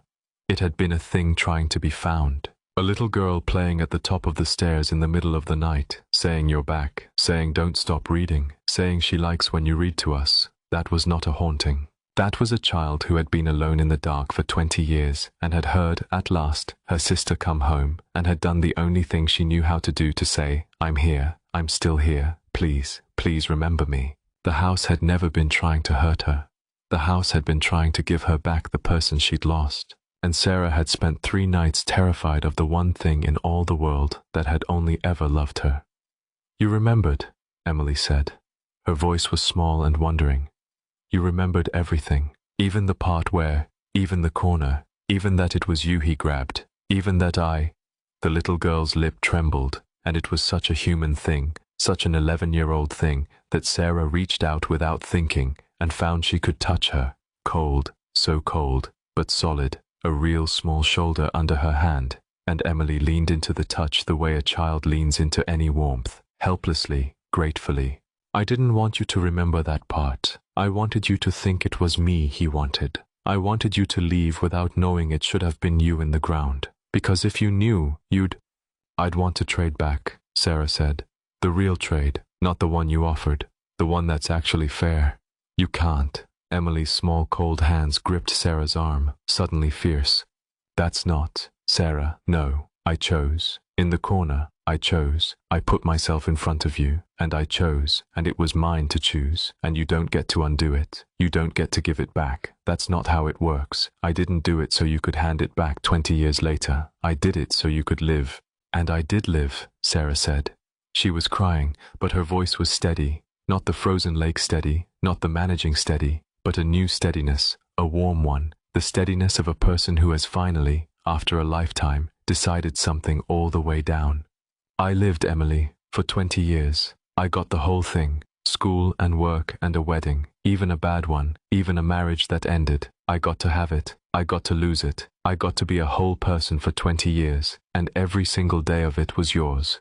You gave me 20 years, and you spent them down here in the cold, alone, counting, singing that terrible song, waiting for someone to remember you. She took her sister's cold face in her warm hands. It's not a trade if only one person ever gives. That's not a trade. That's just you, being the brave one, taking the heavy end one more time. And I'm done letting you. I'm the big sister too, you know. 11 minutes. I came first. It was supposed to be my job to take care of you. Sarah, let me do my job. Just once. Just this once. Let me be brave in the loud way. The basement was silent. The lantern hummed. Two identical faces, one warm and 35, one cold and 11, looked at each other across 20 years and a grave, and the whole terrible arithmetic of that Tuesday night hung between them, waiting to be balanced. And Emily, brave Emily, who had never in her life been able to bear seeing her sister hurt, began, finally, to cry. You'll forget me, Emily said. That's the part you don't understand. The trade it's not just swapping places.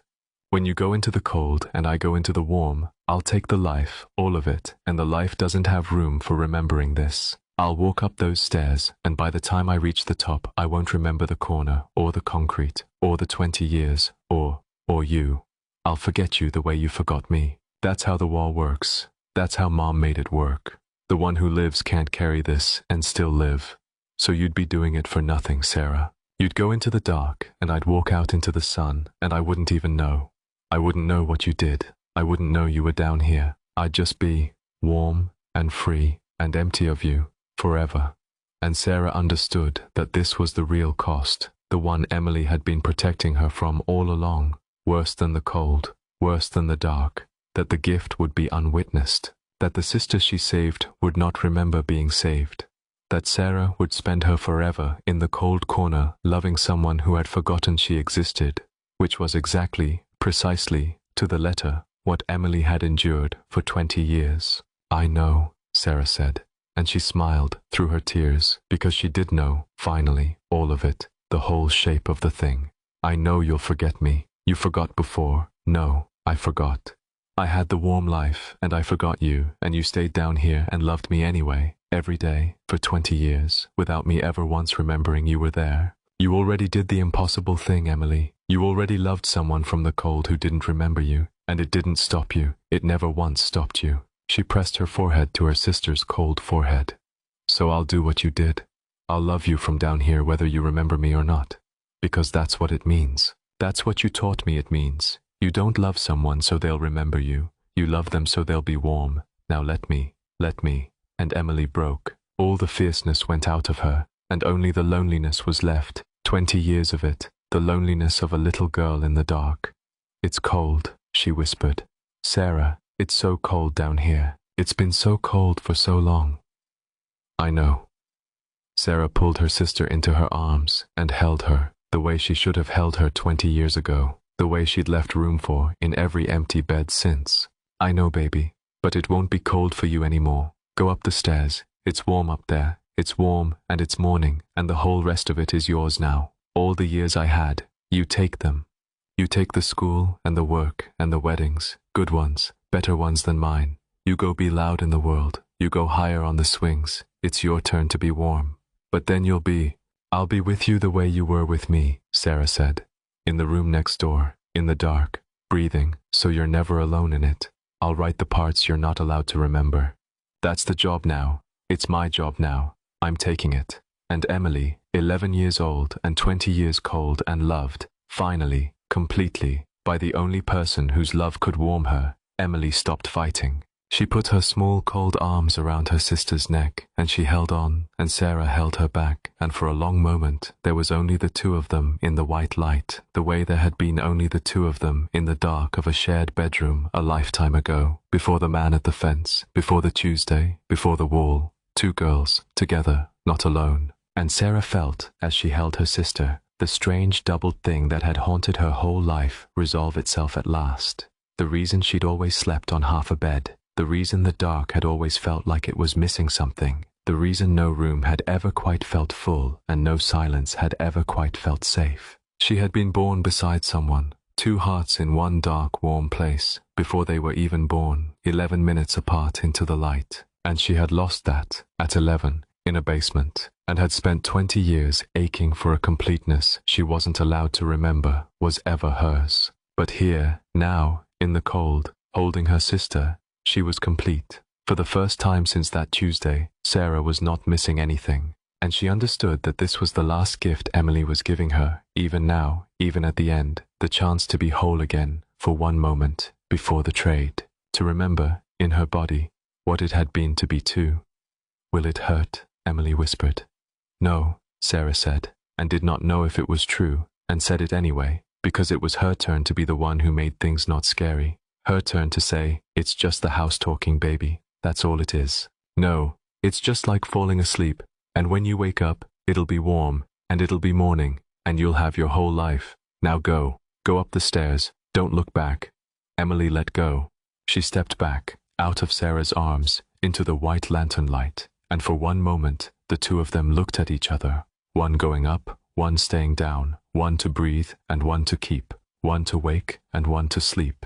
And then Emily turned and walked to the stairs and began to climb, one small step at a time, up toward the grey light and the open door and the warm morning and the whole waiting world. And Sarah watched her go and did not follow, and felt the cold come into her slowly, from the floor, from the concrete, from the ground. And it was not so bad. It was almost peaceful. It was almost like falling asleep. At the top of the stairs, Emily stopped.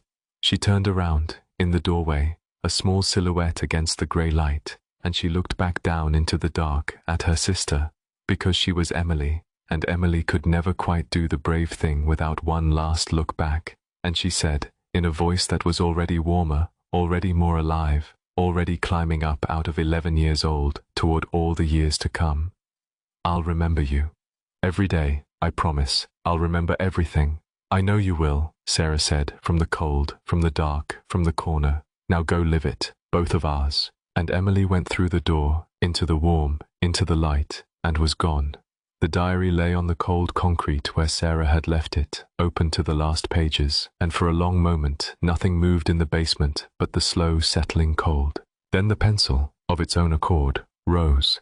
It rose the way it had risen the first night, guided by an invisible hand, and it moved to the blank page below Sarah's 3 words, and it began to write, not in Emily's small, tight slant now, because Emily had gone up the stairs into the warm and did not need the diary any more. It wrote in a new hand, a careful hand, a quiet hand, the hand of the one who stayed, who would keep the count now, who would sing the terrible song in the cold, and wait, however long it took, for someone to remember, because that was the job, and someone had to do it. And now, at last, it was hers. The graphite moved across the page, and the last line of the unfinished diary, the line that finished it, the line written by the sister who chose the cold so the other could be warm, read, "This diary belongs to Emily now." Sarah writes in it too. She writes the parts I'm not allowed to remember, and it's warm up there. I can tell. I can feel it, all the way down here. It's warm, and she's living, and that's the whole of it. That's everything. That's enough. I'll be brave. I'll be brave in the quiet way. It's my turn to keep the count. 3, and then 1. 3, and then 1. Good night. The pencil came to rest. The diary lay open in the cold, its last page filled at last, the unfinished thing finished, and the basement was quiet the way a room is quiet after a lullaby ends and the child has finally gone to sleep. And in the house above, the warm house, the morning house, the house with the open door and the light coming in, A woman who had just remembered she had a whole life to live stood at the top of the basement stairs with her hand on the little hook and eye latch, and she did not know, would never quite know, why her eyes were wet, or why she felt she was forgetting something, or why, when she closed the basement door and slid the hook into the eye, she paused and pressed her palm flat against the wood and whispered, to the dark, to the cold, to the something below she couldn't name, "Thank you." She would live a long time, this woman. She would be loud and brave and go higher than she should on every swing she ever found. She would marry, well this time, and have children, 2 of them. And when they were small and frightened in the night, she would sit in their doorway and tell them, "It's just the house talking. Babies, that's all it is. Houses talk to themselves at night." And she would mean it kindly, and they would believe her, the way children do. And only sometimes, on certain winter nights, when the house was very quiet, would she stop at the top of the basement stairs with a strange ache in her chest she had no name for, and feel that she ought to go down, ought to open the door, ought to remember something, someone, and she never would, because the wall was kind and the wall held, and some doors are latched from the outside for a reason, but she always paused. Every time. Her whole long, warm life, she paused at that door and pressed her hand to it and felt the cold on the other side, and did not know that on the other side, in the dark, a small, patient, loving thing pressed its hand to the same spot, palm to palm through the wood, and was not lonely because being remembered, even like this, even without a name, even as only an ache and a pause and a hand against a door, was so much more than nothing, was enough, was everything. Then she went out into the morning and left the door latched behind her, and lived, and below her, in the cold, in the dark, in the corner under the newer concrete, a small, patient, loving thing began, very softly, to hum 3 notes, and then a 4th. Don't cry, I know all the songs.